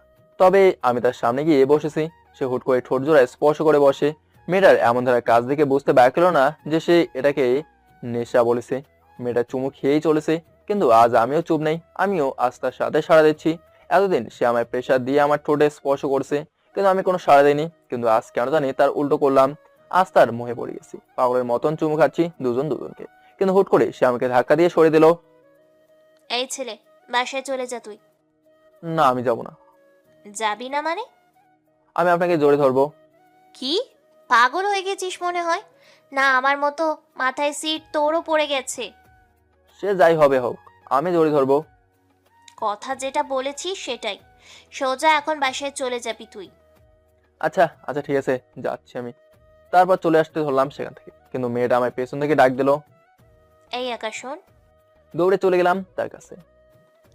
নে, জড়িয়ে ধর একটু করে, তারপর সোজা বাসায় চলে যাবি। ত্রিধার কথা শুনে খুশিতে নাগিন ড্যান্স দিতে ইচ্ছে করছে। তাড়াতাড়ি ত্রিধাকে জোরে ধরলাম। কিছুক্ষণ জোরে ধরে সেখান থেকে চলে আসলাম। ত্রিধার কথা মতন সোজা বাসায় এসেছি। বাসায় এসে সেভাবেই শুয়ে পড়লাম। শরীর অনেক ক্লান্ত লাগছে আজকে, আর তাছাড়া খেয়েই তো এসেছি। সেভাবেই ঘুমিয়ে পড়লাম। এক ঘুমে মাগরিবের সময় উঠেছি। ঘুম থেকে উঠে হালকা পাতলা ফ্রেশ হয়ে নিলাম, তারপর পড়তে বসলাম। কিন্তু পড়ায় মন বসছে না। ভেতরে খালি একটা জিনিস সেট হয়ে গেছে, সেটা হলো ত্রিধা। ওকে ঘিরেই মনের সব বাসনা। এখন আমার না, যেমনটা ভেবেছি তেমনটাই করব। হালকা পাতলা প্ল্যান মোতাবেক কাজ করলাম। দেখি কপালে কি আছে। তারপর পড়া বই খাতা উঠিয়ে রেখে সেভাবেই ঘুমিয়ে পড়লাম। পরের দিন সকালবেলায় ঘুম থেকে উঠে কলেজে চলে গেলাম। গিয়ে দেখি মুন্না গেটের সামনে দাঁড়িয়ে আছে, কিন্তু ত্রিধাকে কোথাও দেখলাম না। হয়তো এখনো আসেনি। মুন্নাকে বললাম, মুন্না, তোর সাথে তো ত্রিধা মোটামুটি ফ্রি হয়েছে, তুই এই কাগজটা ত্রিধাকে দিবি। সে আসলে আমি ক্লাসে চলে গেলাম, কারণ আমার লজ্জা করছে কাগজটা দিতে। না হয় আমিই দিতাম। কি আছে এতে আকাশ? আরে তেমন কিছু না, তুই খালি এটা ওর হাতে দিলেই হবে। দেখিস উল্টোপাল্টা কিছু হলে কিন্তু পরে আমাকে কেলাবে। আরে না, কিছুই হবে না। সে একটু পরেই আসবে। তুই এটা দিয়ে সোজা ক্লাসে চলে আসবি। আমি ক্লাসে আছি। মুন্নার হাতে কাগজটা দিয়ে ক্লাসে চলে গেলাম। অনেকটা সময় ধরে ক্লাসের ভেতরে অপেক্ষা করছি, কিন্তু মুন্না আসছে না। ঠিক তখনই অনেক কয়টা ছেলে ক্লাসের ভেতরে ঢুকে পড়ে। তারপর তারা আমার কাছে এসে আমার কলার ধরে টানতে টানতে ক্লাসরুমের বাইরে নিয়ে যায়। আমি কিছুই বুঝে উঠতে পারছি না যে কি হচ্ছে। তারা আমাকে ক্লাসরুম থেকে বের করে কলেজ মাঠে নিয়ে গিয়ে ইচ্ছা মতন মারতে শুরু করে। এই, তোমরা আমাকে মারছো কেন? তোমরা কি জানো যে ত্রিধা যদি এইবার এই খবর পায় তাহলে তোমাদের কি অবস্থা হবে? আকাশের কথা শুনে ছেলেপেলেগুলা হাসা শুরু করলো। হাসালি ভাই তুই? ত্রিধা আপুই তোকে মারতে পাঠিয়েছে, বলেছে তোকে মেরে তোর হাত পা ভেঙে ফেলতে। কি? ত্রিধা আমায় মারতে তোমাদের পাঠিয়েছে? হ্যাঁ, তিনিই তোকে মারতে পাঠিয়েছে। আকাশ ছেলেপেলেগুলোর কথা শুনে চমকে ওঠে। ঠিক সেই সময় ত্রিধা সেখানে আসে। কি রে কুকুরের বাচ্চা, তোর সাথে একটু ভালো ব্যবহার করেছি বলে তুই ধরে নিয়েছিস যে আমি তোকে ভালোবাসি? হ্যাঁ, আপনি তো আমাকে ভালোবাসেন, না হয়তো আমার কেয়ার করতেন না। আকাশের কথা শুনে ত্রিধা আরো ক্ষেপে যায়। সে পা থেকে জুতা খুলে আকাশের গালে ইচ্ছে মতো কয়েকটা বাড়ি বসিয়ে দেয়। ছ্যাঁচড়ার বাচ্চা, সেই সব কোনো ভালোবাসা ছিল না। সেই সব আমি একজনের সাথে বাজি ধরে করেছি। বাজি বলতে একটা গেম খেলেছিলাম। সেখানে আমি ডেয়ার নেওয়ায় আমার ফ্রেন্ড আমাকে বলে যে তুই চোখ অফ কর। তারপর চোখ খোলার পর ফার্স্ট যাকেই চোখের সামনে দেখতে পাবি তাকেই পটিয়ে দেখাতে হবে। আই মিন, তার থেকে প্রেমের প্রপোজাল নিতে হবে। সেই দিন চোখ খোলার পর তুই চোখের সামনে চলে আসিস। আমি তোর থেকে প্রপোজাল পাওয়ার জন্যই এসব করতে হয়েছে, না হয়তো তোর মতো 2 টাকার ছেলেকে ভালোবাসতে যাব। আসলে ভুলটা আমারই ছিল যে আমি নিজের স্ট্যাটাস ভুলে গিয়ে তোর মতো ছ্যাঁচড়ার সাথে এতগুলো দিন চলেছি। না হয়তো তোর মতো ছোট লোক কোনোদিনই এই আমাকে প্রপোজ লেটার দিতে পারতো না। যদিও গেম ফিনিশ করেছি, কিন্তু তোর থেকে প্রপোজাল পেয়ে ঘৃণা লাগছে অতিরিক্ত মাত্রায় নিজের কাছে। নিজেকে ভালো করে একবারও আয়নায় দেখেছিস কখনো? নাচতে নাচতে এসেছিস আমাকে প্রপোজ করতে। হাহ, কোথায় তুই আর কোথায় আমি? আমি হলাম শহরের নাম করা রংবাজ গ্যাংস্টারের লিডার, যার পিছনে হাজার হাজার ছেলে ঘোরে। তাছাড়া আমার বাবাও শহরে নামি দামি লোক, আর তুই সেই মেয়েকেই প্রপোজ করতে চলে এসেছিস জানোয়ার। এই, মার তোরা বেটাকে, মেরে একদম সারা শরীর ফাটিয়ে ফেলবি ওর। ত্রিধার কথা শুনে কলিজায় পানি পুরো শুকিয়ে গেছে। নিজের কাছে নিজেকে এতটা অসহায় লাগছে যা বলে বোঝাতে পারবো না। কিন্তু সে কাজটা ভালো করলো না, আর সে আমায় গ্যাংয়ের পাওয়ার দেখাচ্ছে যে সে রংবাজ গ্যাং লিডার। অথচ আমি যদি একবার নিজের ফুল ফর্মে চলে আসি তাহলে সে নিজেই কবরে খুইয়ে নিজেকে দাফন করবে। ছেলেগুলো আমাকে বেধড়ক মারতে শুরু করে, আর আমি অসহায়ের মতন মার খেয়ে চলেছি। মুন্না পাশে দাঁড়িয়েছে। সে আমায় বাঁচানোর জন্য যে এগিয়ে আসবে সেই সাহস সে করতে পারছে না। তারা আমায় মারতে মারতে সারা শরীর ফাটিয়ে ফেলে, তাও তাদের খায়েশ মেটেনি। আমি পাগলের মতন মাটির উপরে পড়ে গেলাম। এখনই যেন জ্ঞানী হারিয়ে ফেলবো আমি। ঠিক তখনই একটা ছেলে আমার তলপেট বরাবর সজোরে একটা লাথি মারে। লাথি খেয়ে মাগো বলে চিৎকার করে উঠলাম। এত ভয়ঙ্কর অপনের যন্ত্রণা হচ্ছিল যে টিকতে না পেরে বমি করে দিলাম। তারা আমার এই ভয়াবহ অবস্থা দেখে মুক্ত করে দিল আমাকে। এই থাক, আর মারিস না ছোট লোকটাকে, না হয়তো পরে সোজা উপরে চলে যাবে, তারপর আরেক বিপদ বাঁধবে তখন। ত্রিধার কথোপকথন ছেলেপেলেগুলো মার বন্ধ করে দেয়। তারপর তারা চলে যায়। তারা চলে যেতেই মুন্না দৌড়ে আসে আকাশের কাছে। এই আকাশ, ঠিক আছিস তো তুই? দেখে উড়ে দাঁড়া। মুন্না আকাশের হাত ধরে তাকে মাটি থেকে ওঠায়। মুন্না, আমি একটু পানি খাওয়া প্লিজ, আমার ভিতরে অনেক অশান্তি লাগছে। তুই দাঁড়া, আমি 1 মিনিটের মধ্যে পানি আনছি। মুন্না দৌড়ে গিয়ে আকাশের জন্য পানি আনে। তারপর তাকে সেই পানিটা খাইয়ে দেয়। এই আকাশ, তোর অবস্থা তো বেশি একটা ভালো না, চল তোকে নিয়ে হসপিটালে যাই। তার কোনো প্রয়োজন নেই, তুই ক্লাসে চলে যা, আর আমি বাসায় চলে যাচ্ছি। এই আকাশ, তুই কি পাগল হয়ে গেলি? হ্যাঁ, তোর শরীরের অবস্থা একেবারে দেখছিস তুই? মুন্না, আমি তোকে বলছি তুই ক্লাসে চলে যা। না, আমি ক্লাসে যাব না, আমি এখন তোকে নিয়ে সোজা হসপিটালে যাব। এই মুন্না, তোকে আমি বলেছি না ক্লাসে যেতে, তুই তারপর আমার মুখের উপর কথা বলছিস কেন সাহসে? মুন্না আকাশের ভয়ঙ্কর চেহারা দেখে ভয় পেয়ে যায়। আচ্ছা আচ্ছা, আমি ক্লাসে যাচ্ছি, কিন্তু প্লিজ তুই সোজা গাড়ি নিয়ে বাসায় চলে যা। হ্যাঁ, আমি বাসায় চলে যাবো, তুই এখন ক্লাসে যা। আচ্ছা, চললাম।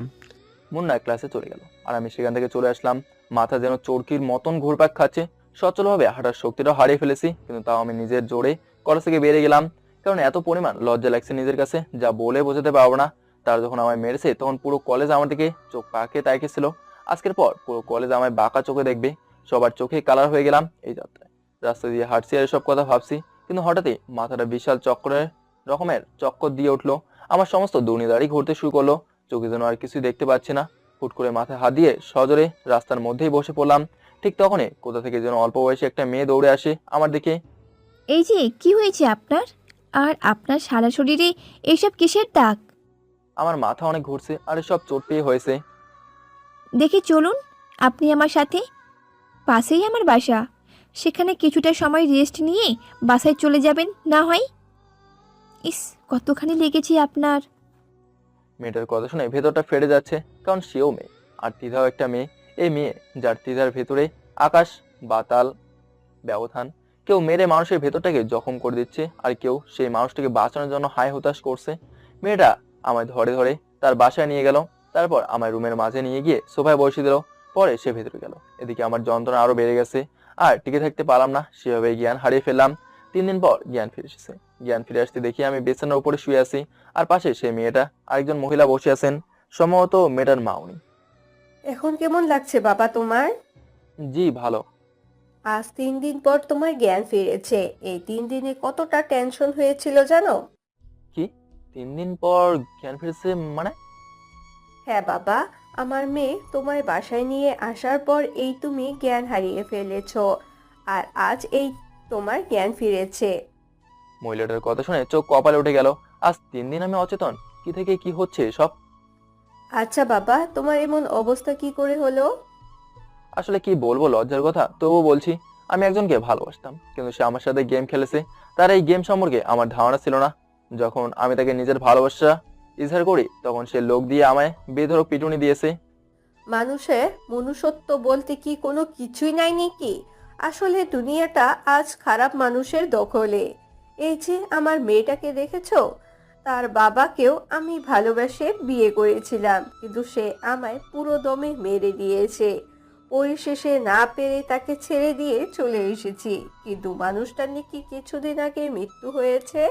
তার মৃত্যুর খবর শুনে আমার বিন্দু পরিমাণ আফসোস হয়নি, কারণ সে তার পাপের ফসল পেয়েছে। বাবা, তুমি চিন্তা করিও না, যে তোমার সাথে খারাপ আচরণ করেছে সেও ঠিক সময় তার শাস্তিটা পেয়ে যাবে। হয়তো বা পাবে। আচ্ছা বাবা, তোমার বাসা কোথায় আর কে কে আছেন তোমার বাসায়? আমার বাসা এই শহরেই, এখানেই থাকি। আর পরিবার বলতে কেউ নেই, আমি একাই পরিবারের সদস্য। তবে হ্যাঁ, একজন আমার ছোট থেকে লালন পালন করছে, কিন্তু তিনি মারা গেছেন কিছুদিন আগে। আগে অন্য শহরে ছিলাম, কিন্তু তিনি মারা যাওয়ার পর এই শহরে চলে আসি, আর এখানকার একটা কলেজে অ্যাডমিশন নিয়েছি। ইস রে, অনেক কষ্ট হয় চলতে, তাই না? না আন্টি, তেমন কিছু না। আচ্ছা, এবার আমার যাওয়া উচিত, কারণ এমনিতেই অনেক ঝামেলায় ফেলে দিয়েছে আপনাদেরকে। এই ছেলে একদম নড়বে না বইছানার থেকে। কিসের কষ্ট? হ্যাঁ, তুমি আমার ছেলেরই মতন। সো কোথাও যাবে না এখন তুমি। যতদিন তুমি সুস্থ হবে না ততদিন তুমি এখানেই থাকবে। মা মরে সেই মানুষটার কথা শুনে হা করে তাকিয়ে আছি। দুনিয়ায় সত্যিই ভালো মানুষ আছে। আচ্ছা শোনো, আমি কিছু খাবার এনে দিচ্ছি, তুমি সেগুলো খেয়ে নাও, কারণ আজ 3 দিন ধরে তুমি না খাওয়া। তিনি আমার জন্য খাবার আনতে চলে গেলেন, আর তেনার মেয়েটা আমার পাশেই বসে আছে। আচ্ছা, আপনি মনে হয় মানুষটাকে অনেক ভালোবাসতেন, তাই না? হ্যাঁ। সত্যি মানুষটা অনেক বেশি কষ্ট পাবে এই ব্যবহারের জন্য। অবশ্যই সে বুঝবে একদিন। এভাবেই কয়েকটা দিন কেটে গেল বাড়ির মানুষগুলোর সাথে। মানুষগুলো সত্যি অনেক ভালো। আমায় সুস্থ করার জন্য তারা আপ্রাণ চেষ্টা করছে। আজ একটু সুস্থতা অনুভব করছি। সেই সব কিছুর ক্রেডিট এই দুটো মানুষের। এসবের মাঝে আমার ফোনটা কোথায় যেন হারিয়ে ফেলেছি। ঠিক তখন আন্টির মেয়ে এসে আমায় ফোনটা দিল হাতের মধ্যে। আমি এই ফোন পেলেন কোথায়? আপনাকে বাসায় এনেছিলাম যেদিন, সেদিন আপনার পকেট থেকে ফোনটা সোফায় পড়ে যায়। পরে আমি সেটা সামলে রাখি। ধন্যবাদ। মেয়েটার হাত থেকে ফোনটা নিলাম। ফোনটা অফ হয়ে আছে। পাওয়ার বাটন ক্লিক করে ফোনটা ওপেন করলাম। ফোন ওপেন করতে দেখি মুন্নার প্রায় 2 শতাধিক কল। এটা দেখে মাথা আবার চক্কর দিয়ে উঠলো। আচ্ছা এই যে শোনেন, আমার না একটু বের হতে হবে, কারণ আমার ফ্রেন্ড আমার না পেয়ে হতাশ হয়ে আছে। আচ্ছা, আমি আম্মুকে বলছি। মেয়েটা গিয়ে তার আম্মুকে বলল। তার মা আকাশের কাছে আসে। এই ছেলে, কোথাও যাবে না তুমি। আমার একটু কলেজে যেতে হবে, কারণ আমার ফ্রেন্ড অনেক চিন্তা করছে আমার জন্য। আচ্ছা ঠিক আছে, কিন্তু কলেজ থেকে সোজা আবার এখানে ফিরে আসবে। আর তুমি যাওয়ার সময় সাথে করে তিন্নিকে নিয়ে যাবে, কারণ তোমার অবস্থা ভালো না। তিন্নি সেই মেয়েটার নাম যে আকাশকে তার বাসায় এনেছে। আচ্ছা। তারপর তিন্নিকে সাথে নিয়ে কলেজে চলে গেলাম, আর মুন্নার নাম্বারে মেসেজ করে বললাম কলেজ মাঠে আসতে। যদিও সে এখন কলেজেই থাকবে, কারণ এখন কলেজ টাইম। কলেজে গিয়ে অপেক্ষা করতে লাগলাম মুন্নার জন্য। একটু পর মুন্না ক্লাসরুম সেরে বের হয়ে আসলো। এই আকাশ, এতদিন কোথায় হাওয়া হয়ে গিয়েছিলি তুই? তোর বাসায় গিয়ে খোঁজ খবর নিয়েছে, কিন্তু তোর কোনো খোঁজ পাইনি। আর তাছাড়া নাম্বারে তো কতবার কল দিয়েছি, তা আল্লাহ জানে। আরে ছিলাম একদিকে। আচ্ছা বাদ দে এসব কথা। কি খবর বল? হ্যাঁ আছে কোনো রকম। তোর কি অবস্থা? আর তোর পাশে কেউ নি? আমি ভালো আছি, আর সে হবে একজন সারা। ওনার কথা চল কোথায় গিয়ে বসি, তারপর কথা বলি। তারপর মুন্না আর আমার সহ কলেজের গণ্ডিতেই একটা বড় বটগাছ আছে, সেটার নিচে গিয়ে বসলাম। তারপর সেখানে বসে অনেকটা সময় কথাবার্তা বললাম। আচ্ছা থাক মুন্না, তুই আজকের মতন চলে যাই, কাল থেকে আবার কলেজ রানিং করব।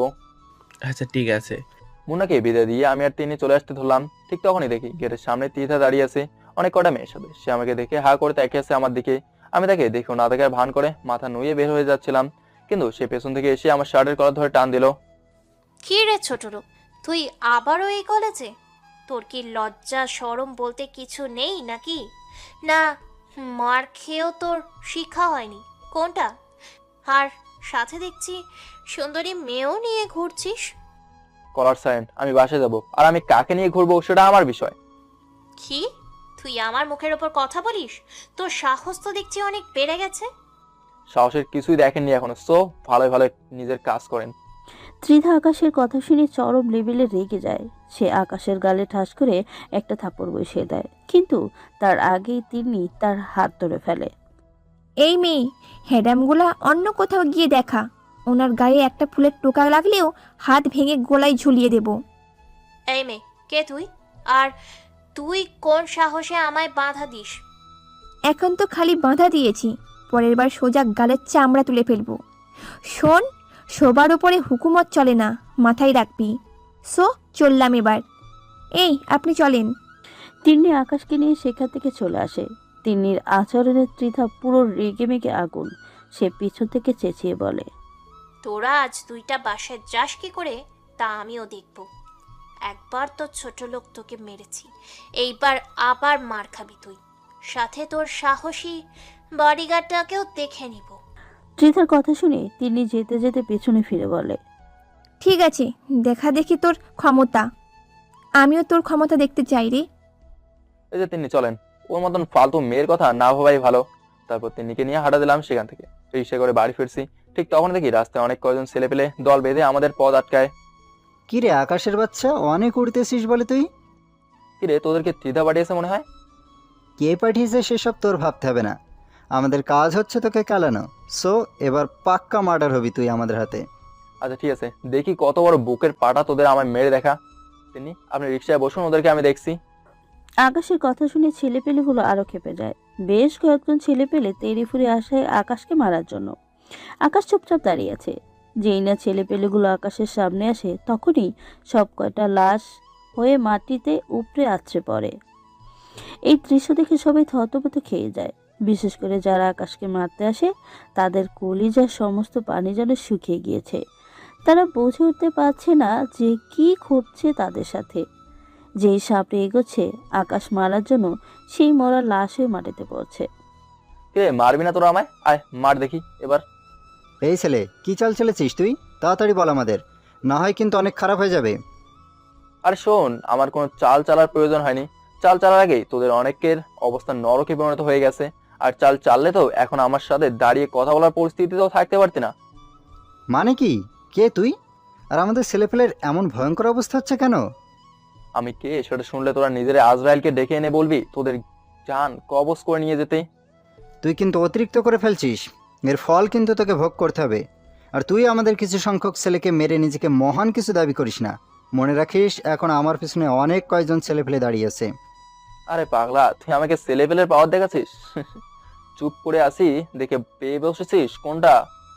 যেমনটা ভাবিস তুই, কিন্তু এটা পাকাপোক্তভাবে লিখে রাখ যে আজ আমার ছেলেপেলের হাতেই তোর মৃত্যু হবে। আচ্ছা ঠিক আছে, সে না হয় তুই মারিস আমাকে, কিন্তু একবার ভালো করে নিজের পেছনে তাকিয়ে দেখতো। আকাশের কথা মতন ছেলেটা পিছনে ফিরে, কিন্তু সে পিছনে ফিরতেই তার নজর সেদিকে আটকে যায়। কারণ সে দেখতে পায় যে তার পেছনে ছেলেপেলের পেছনে বিশাল একটা রাক্ষসের দল দাঁড়িয়ে আছে, সব কটার হাতে মেশিন। যেই মেশিন তারা বাপের জন্মও দেখেনি। কিরে, কিছু দেখতে পেলি? আকাশের কথা শুনে ছেলেটা জায়গায় দাঁড়িয়ে থরথর করে কাঁপতে শুরু করে। ভাই, কে তুই? আর দানবের মতন ছেলেপুলেগুলো কে? আগেই তো বললাম যে আমি কে সেটা জানলে নিজে ইনভাইট দিবি আজরাইলকে। আর দানবের মতন ছেলেপেলেগুলোর কথা বলছিস তো, ওরা তোদের রক্ত চুষতে এসেছে। এবার দেখি পারে যাস কোথায় তোরা সব কটা। আকাশের কথা শুনে ছেলেপেলেগুলোর কাঁপুনি ছুটে যায়। সবাই যেন নিজের চোখের সামনে মৃত্যুকে দেখতে পাচ্ছে। ত্রিধা, তুই পাওয়ার ভুল মানুষের সাথে এসে দেখেছিস। তোর আগে মানুষ যাচাই করে নেওয়া উচিত ছিল, কিন্তু তুই তা করিসনি। পোশাক দেখে মানুষকে বিবেচনা করছিস তুই, সেটার ফল এবার তোকে ভোগ করতে হবে। কিন্তু তোকে আমি আরো কিছুটা দিন সময় দেবো ওরার জন্য, কারণ এখনো তোর প্রতারণার ঘোর কেটে পারেনি। সেটা কেটে উঠে তারপর তোর সাথে আমার খেলা হবে। আর এই তোরা এদের সব কটাকে উপরে বাড়িয়ে দে। আমার কাজ আছে, আমি চললাম। তিনি চলেন। আমি আর তিনি হাঁটা দিলাম। তিনি আমার দিকে চোখ পাকিয়ে পাকিয়ে তাকাচ্ছে। অন্যদিকে আমার ছেলে পেলে তাদের খেল শুরু করে দিয়েছে। কিন্তু হুট করে যে ছেলেটা এতটা সময় আমার সাথে কথা বলছে, সে এসে আমার পায়ের উপরে হুমড়ি খেয়ে পড়ে। ভাই, আমাকে মাফ করে দিন। সত্যি আমি জানি না যে আপনি কে আর কি আপনার পরিচয়। তবে এটা বলতে পারি যে আমি অনেক বড় ভুল করে ফেলেছি আপনাকে মারতে এসে। প্লিজ ভাই, আপনার পা ধরে কুড়ি জোড়ে ক্ষমা চাচ্ছি। আল্লাহর ওয়াস্তে আমাদেরকে মাফ করে দিন। কেন এখন কেন? তোরা না আমায় মারতে চেয়েছিলি, কিন্তু এখন কেন পা ধরে মাপ চাইছিস? ভাই, আমরা আপনাকে চিনতে পারিনি। আমি শিওর যে আপনি অনেক বড় মাপের কেউ হবেন। না হয়তো আপনার জন্য এত মানুষ কখনোই আসতো না। আর তাছাড়া যারা এসেছে তাদেরকে দেখে মানুষ বলে মনে হচ্ছে না, তাদেরকে দেখেই মনে হচ্ছে যেন তারা কোনো বনের হিংস্র হায়না। তারা রক্তের নেশায় বন ছেড়ে লোকালয়ে উঠে এসেছে। ভাই প্লিজ, আপনার পা দুটো ধরে মাপ চাইছি। আজকের পর কোনোদিন আর এই দুঃসাহস করব না। আচ্ছা যা, ঠিক আছে, মাফ করলাম। কিন্তু কিন্তু কিন্তু কি কিন্তু ভাই? একটা শর্তে মাফ করব। ভাই, আপনি একবার মুখ ফুটে বলেন খালি, আমরা আপনার সব শর্তে রাজি। তুই এখন ত্রিতাকে ফোন দিয়ে বলবি যে আকাশকে শেষ করে দেওয়া আমাদের সাহসী কুলোনি। সো আপনার বিষয় আপনি দেখেন, আমরা আর না এইসবের মাঝে। তারপর ফোন করে দিবি। ভাই, এখনই আমি ফোন লাগাচ্ছি। ছেলেটা ফোন লাগিয়ে দিয়ে ত্রিধাকে সেম কথা বলে যা আকাশ তাকে শিখিয়ে দিয়েছে। ভাই, এবার তো আমাদের ক্ষমা করে দিবেন। হ্যাঁ, তোদের ক্ষমা করে দিছি। এই তোমরা আর কেউ ওদেরকে মেও না, ওদের হিসাব নিকাশ এখানে শেষ। আর শোন, তোদেরকে যেন ওইসবের মাঝে আর কোনোদিন না দেখি। আর যারা এখন আমায় মারতে এসে নিজেকে শেষ করেছে, তাদের লাশ জানাজা দিয়ে মাটির নিচে দাফন করে দিবি। ভাই, এবার তো আমাদের ক্ষমা করে দিবেন। আকাশের কথা মতন ছেলেপেলেগুলো তাদের সহপাঠীদেরকে নিয়েই চলে যায়, আর আকাশের ছেলেপেলেরাও চলে যায়। এদিকে আকাশ রওনা হয় তিন্নিকে নিয়ে বাসার উদ্দেশ্যে। যেতে যেতে তিন্নি আকাশকে জিজ্ঞেস করে, আচ্ছা, আমার কিছু জানার ছিল। হ্যাঁ বলেন। আচ্ছা, আপনি কে বলুন তো? আর এত ছেলে পেলে আপনার পক্ষ হয়ে আসলো, তার মানে এটা কি বুঝলাম না। সত্যিটা বলবো না মিথ্যা বলবো? অবশ্যই সত্যিটা বলবেন। আমি ঘুমিয়ে যাওয়া কোনো ভয়ঙ্কর চিতাবাঘ, যার পেছনে হাজার হাজার ছেলেপেলে কাজ করতো, কিন্তু এখন সে সব কিছুতেই নেই। এখন একদম সাধারণ জীবনযাপন করছি, আর ছেলেপেলেগুলো আমার খবর পেয়ে এসেছে। ঘুমিয়ে যাওয়া ভয়ঙ্কর চিতাবাঘ বলতে কি বুঝালেন ঠিক বুঝলাম না। আর হাজার হাজার ছেলে পেলে কেন আপনার জন্য কাজ করতো? সেসব না হয় পরে কোনো এক সময় জানতে পারবেন, এখন চলেন বাসায় যাই। আচ্ছা ঠিক আছে, চলেন। তিন্নিকে নিয়ে বাসায় চলে আসলাম। তিন্নির মা আর তিন্নি কেমন যেন আপন হয়ে গিয়েছে আমার। এই দুজন মানুষকে যখন ছেড়ে যাব আমি, তখন হয়তো মনের মধ্যে বিশাল পাহাড় সমান কষ্ট নিয়ে যেতে হবে। এসব ভাবতে ভাবতে বাসায় চলে আসলাম। বাসায় যেতেই দেখি আন্টি খাবার দাবার রেডি করেই রেখেছে। মানুষটা একদম আমার লালন পালন করা মায়ের মতন। ওনাকে দেখেই কেমন যেন মায়ের ফিল আসে। শুধু তাই নয়, অনেক কষ্টও হয় তাদের এই অবস্থা দেখে। সামনে কতটা কষ্টকর জীবনযাপন করছে তেনারা। মনে মনে ঠিক করে নিলাম যে এখান থেকে যাওয়ার আগে ওনাদের জন্য কিছু একটা করে যাব। বাসায় এসে ফ্রেশ হয়ে খেতে বসলাম। আন্টি খাবার বেড়ে দিচ্ছে। আন্টি, আপনি আর তিন্নিও আমাদের সাথেই খেতে বসেন। না বাবা, অনেক কাজ আছে, সেসব শেষ না করে খাওয়ার দাওয়া করা হবে না। আরে বাদ দিন না কাজ, আগে আমার সাথে খেয়ে নিন দুটো করে, পরে না হয় কাজ শেষ করবেন। দরকার হয় আমিও আপনার কাজে সাহায্য করব। বাবা সত্যি তুমি লক্ষ্মী একটা ছেলে। তোমায় কে গর্ভে ধরেছে জানি না, তবে বড়াই করে বলতে পারি যে সেই মা সার্থক। হয়েছে, এবার তো খেতে বসুন। হ্যাঁ বাবা বলছি। এই তিন্নি, খেতে আয় তুই। আজ তিনজন মিলে একসাথে খাবো। সবাই মিলে একসাথে খেতে বসলাম। এভাবেই দেখতে দেখতে ওনাদের সাথে দিনটা কাটিয়ে দিলাম। পরের দিন সকালে উঠে কলেজে চলে গেলাম। কলেজে যেতেই দেখি তিদা গেটের সামনে দাঁড়িয়ে আছে। সে হয়তো আমার জন্য অপেক্ষা করছিল। এতটা সময় আমি কলেজের গেট দিয়ে প্রবেশ করতেই সে আমার কলার ধরে টেনে কলেজের এক সাইডে নিয়ে যায়। জায়গাটা অনেক নীরব, কলেজের কারো তেমন যাতায়াত নেই এই পথে। সে আমায় সেখানে নিয়ে গিয়ে হুট করেই আমাকে ধাক্কা দিয়ে মাটির উপরে ফেলে দেয়। কি রে, তুই আমার ছেলেপিলেকে শাসিয়েছিস কোন সাহসে? নেতা হয়ে গিয়েছিস তুই? হ্যাঁ, তুই আমায় চিনিস বেয়াদব ব্যাটা? আমার আশেপাশে দাঁড়ানোর যোগ্যতাও তো তোর নেই, ছোট লোক কোথাকার। আমার বাবা শহরের নামি দামি লোক, আর তুই এসে আমার সাথে টক্কর নিস? আকাশ ত্রিধার কথা শুনে মুচকি মুচকি হাসছে, কিন্তু ত্রিধার রাগ উঠে যায় আকাশের আচরণে। সে আকাশের বুকে পাড়া দিয়ে তার কপালে পিস্তল ঠেকিয়ে ধরে। অন্যদিকে আকাশ মাটিতে অসহায়ের মতো পড়ে আছে। তার যেন প্রাণ ভোমরা মুখ দিয়ে বের হয়ে যাবেন মতো অবস্থা। ত্রিধা শরীরের সমস্ত শক্তি দিয়ে আকাশের বুকে পাড়া দিয়ে ধরেছে। ত্রিধা, তুমি কি আমায় মেরে ফেলবে? হ্যাঁ, মেরে ফেলতে তো চেয়েছিলাম, কিন্তু এখন কেন যেন মারতে ইচ্ছে করতেছে না তোকে। তবে কারণটা হয়তো তুই ভালো করেই জানিস, যে তোর ঠোঁট জোড়া দেখলে আমি আর নিজেকে সামলাতে পারি না। তো এখন কি করবে তুমি? মারলে একদম চিরতরে মেরে ফেলো তুমি আমায়। প্লিজ আমায় বাঁচিয়ে রেখে যন্ত্রণাগুলো আরো লাঘব করে দিও না। এই ছেলে, আমি কি করব সেটা তুই আমার উপরে ছেড়ে দে। তবে এখন তোর উপরে অত্যাচার করব আমি, আর তুই আমাকে তুমি করে বলছিস কোন সাহসে? আকাশ ত্রিধার কথা শুনে চুপ হয়ে যায়, আর ত্রিধা পিস্তল কোমরে গুজে আকাশের উপরে ঝাঁপিয়ে পড়ে। সে আকাশের ঠোঁট জোড়া নিজের ঠোঁট বসিয়ে দিয়েছে। মুহূর্তের মধ্যে যেন ত্রিধা হায়নার রূপ ধারণ করে নিয়েছে। সে আকাশের ঠোঁট কামড়ে ক্ষত বিক্ষত করে দিয়েছে। শুধু তাই নয়, আকাশের গলায় বুকে তার ভয়ানক দাঁতগুলোকে বসিয়ে দেয়। ত্রিধা আকাশের যেই অঙ্গে স্পর্শ করছে, সেই অঙ্গ থেকে চিরচির করে রক্ত বেরোচ্ছে। এদিকে আকাশ ত্রিধার এই ভয়ঙ্কর আচরণ সহ্য করতে না পেরে যন্ত্রণা ছটফট করতে করতে জ্ঞান হারিয়ে ফেলে। ত্রিধা আকাশের এমন অবস্থা থেকে তাড়াতাড়ি তাকে ছেড়ে দেয়। তারপর ব্যাগ থেকে পানির বোতল বের করে আকাশের উপরে ছিটিয়ে দেয়। অনেকক্ষণ পর আকাশের জ্ঞান ফিরে আসে। সে আবার আকাশের উপর ঝাঁপিয়ে পড়ে। আজ তোর ধৈর্যের বাহিরে গিয়ে তোর উপরে অত্যাচার করব। কিন্তু আকাশ এবার আর চুপ করে থাকে না। সে শরীরের সমস্ত শক্তি দিয়ে ত্রিধাকে ধাক্কা মারে। তারপর মাটি থেকে উঠে দাঁড়িয়ে যায়, আর ত্রিধা ধাক্কার টান সামলাতে না পেরে মাটির উপরে গিয়ে আছড়ে পড়ে। এই শৈলখোর বংশধর, তুই আমাকে কি মনে করিস? হ্যাঁ, বলে ঠাস ঠাস করে কয়েকটা থাপ্পড় বসে দিলাম। অনেক অত্যাচার করছিস, তাই এটা তোর প্রাপ্য। আর তোকে শুরুতেই বলেছি আমায় মেরে ফেল, কিন্তু তুই আমায় মারিসনি, বরং আমার কষ্ট আরো বাড়িয়ে দিয়েছিস। আর সেই কষ্ট এখন তোর জন্য কাল হবে। আজ তুই দেখবি আমার আসল রূপ। বলে শৈল থেকে শার্টটা খুলে ফিক্কা দিয়ে মাটির উপরে ফেলে দিলাম।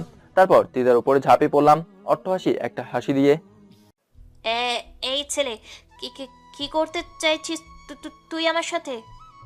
তোর মনের খায়েশ পূরণ করছি, টেনশন নিস না একদম। আমি সযত্নেই তোর শরীরে দাগ লাগিয়ে দেবো। ত্রিধা আকাশের কথায় ভয় পেয়ে যায়, তার ভেতরটা থুকথুক করে কাঁপছে। হ্যাঁ, এই প্লিজ, তুই আমার সাথে এমন কিছু করিস না। তুই এমন করলে আমি আর জীবনে কাউকে মুখ দেখাতেই পারবো না। কেন এখন কেন? তুই না বলে রংবাজের লিডার? কোথায় এখন সে তোর ধারালো হুমকি? কোথায় এখন তোর ক্ষমতা? প্লিজ আমার সাথে এমন কিছু করিস না। আমি ক্ষমা চাইছি তোর কাছে আমার ভুলের জন্য। ওই বেদম মেয়ে, একদম মাপ চাইতে আসবি না এখন, কারণ তোর মাপ চাওয়ার সময় শেষ। তোর মাপ তোর কাছেই রাখ, এখন আমার সময় চলে এসেছে। বলে ত্রিধার বুক থেকে অন্যটা টান দিয়ে সরিয়ে ফেললাম। মেয়েটা ভয়ে গির করে কাঁপছে, কিন্তু তাতে আমার কোনো কিছুই আসে যায় না। আমি তার দিকে ধীরে ধীরে এগিয়ে যেতে লাগলাম। এগোতে এগোতে তার একদম কাছে চলে গিয়েছি। তার ধার ধবধবে সাদা বুকটা দেখা যাচ্ছে। বুক বললে ভুল হবে, তার গলার নিচের কিছুটা খালি অংশ দেখা যাচ্ছে, কিন্তু আমার ভিতরে চলছে অন্য কিছু। ঠিক তখনই ত্রিধার শরীরে থুতু ফেলে উঠে গেলাম। মেয়েটা আমার দিকে অবাক চোখে তাকিয়ে আছে। ত্রিধা হা করে আকাশের দিকে তাকিয়ে আছে। কি ঘটছে তার সাথে সে যেন কিছুই বুঝে উঠতে পারছে না। কিছু বুঝে উঠতে পারছিস না তাই না? শোন, তোর এই সাদা ধবধবার শরীরের প্রতি আমার কোনো লোভ নেই, কারণ তোর শরীরটা সাদা হলে কি হবে? তোর ভেতরে দুনিয়ার সবচেয়ে নিকৃষ্ট পরিমাণের নোংরামি ভরা, আর আমি সেসব যেন তোর শরীরে স্পর্শ করবো সেটা কোনোদিনও হতে পারে না। আমার উদ্দেশ্য ছিল তোকে একটু শিক্ষা দেওয়া, তাই তোর সাদা চামড়ায় থুতু মেরেছি। আজকের জন্য এটুকুই, পরের বার যদি কিছু করার চিন্তাও করিস তাহলে তোর জঘন্য অবস্থা করবো। আকাশ, তুই কিন্তু কাজটা ভালো করলি না। এই কাজের জন্য তোর অনেক ভয়াবহ শাস্তি পেতে হবে। শাস্তিটা এমনও হতে পারে যে তোর প্রাণ চলে যেতে পারে। তোর এখনো তেজ কমনি। আসলেই তুই একটা জিনিস বল, এত কিছুর পরেও বুক ফুলিয়ে কথা বলছিস। আসলেই তুই মানুষ না। আর শোন, যা করার করিস, আমার খেলা তুইও সময় মতন দেখতে পাবি। চললাম এবার। তারপর সেখান থেকে ক্লাসের জন্য চলে গেলাম। আকাশ তো ক্লাসে চলে গিয়েছে, কিন্তু ত্রিধা এখনো সেই জায়গায় বসে রয়েছে। তার সারা শরীর যেন রাগে ফেটে যাচ্ছে। কোথাকার কোন ছোট লোক এসে তার মতো মেয়ের শরীরে থুতো মেরেছে, এইটা যেন সে কোনোভাবেই মেনে নিতে পারছে না। কোথায় সে আর কোথায় সেই ছোট লোকটা? আকাশ, তোকে মরতে হবে। আমার সাথে টক্কর নিয়ে তুই জীবনেও সব চাইতে বড় ভুলটা করেছিস। তোর প্রাণ আমি নিয়ে নিব। তারপর ত্রিধা রাগে কিচকিচ করতে করতে সেখান থেকে চলে যায়। সে সোজা কলেজ ছেড়ে বের হয়ে গিয়েছে। অন্যদিকে আকাশ একদম নর্মালিভাবে ক্লাস করতে শুরু করে। একটু আগে যেন কিছুই হয়নি। সে চুপচাপ স্যারের ক্লাস করছে। মুন্না তাকে ছোট করে জিজ্ঞেস করে, কি রে, তুই কলেজ আসার পর ত্রিধা কোনো ঝামেলা করেনি? সে আবার ঝামেলা না করে? হ্যাঁ, তার কাজই তো হলো ঝামেলা করা, কিন্তু আমি নিজেকে সামনে নিয়ে সেখান থেকে চলে এসেছি। যাক, তাহলে ভালোই হয়েছে। আচ্ছা, এবার ক্লাস কর। দুজনেই চোভাই ক্লাসে মনোযোগ দিলাম।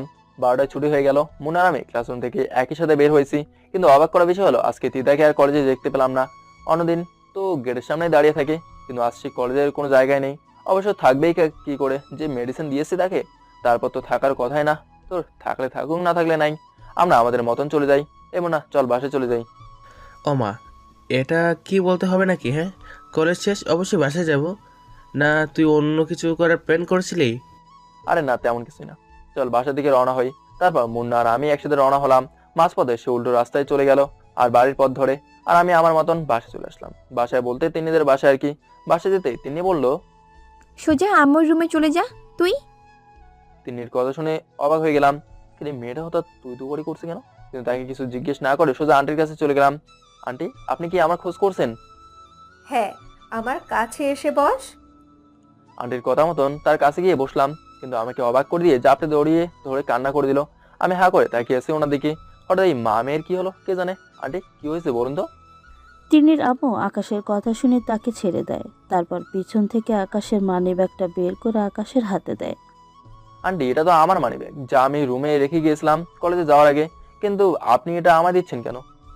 কারণ আমি রুম গোছাতে গিয়ে তোর মানিব্যাগটা সামনে পড়ে, তারপর সেই হাতে নিতেই মানিব্যাগের ভিতরে সাজিয়ে রাখা একটা ছবি চোখের সামনে দেখতে পাই।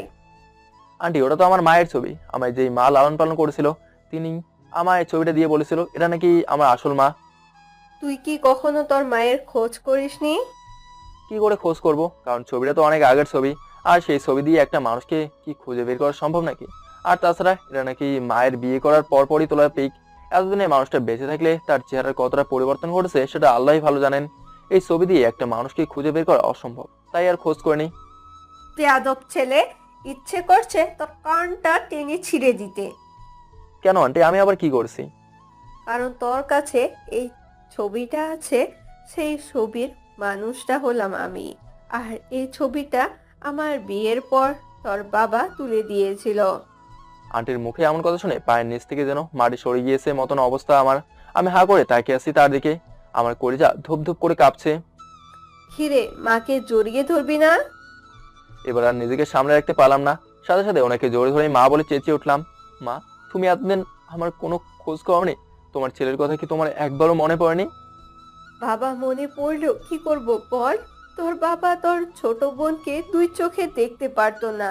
আমি যখন তোর বাবাকে ছেড়ে চলে আসি, তখন আমি তোকে সহ নিয়ে আসতে চেয়েছিলাম, কিন্তু তোর বাবা তোকে আনতে দেয়নি।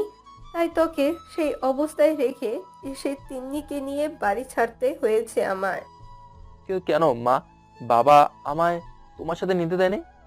কারণ তোর বাবা তোকে অনেক বেশি ভালোবাসতো, কিন্তু পরিবর্তে তোকে অন্যের কাছে কেন সঁপে দিয়েছে জানি না।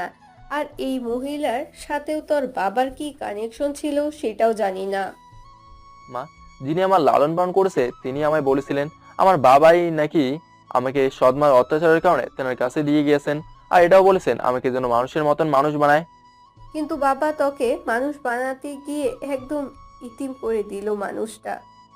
মা, তোমাদের তো পেয়ে গেছি আমি, এখন তো আর এতিম নই আমি। আমার মাকে আমি পেয়ে গেছি, আমার বোনকে আমি পেয়ে গেছি।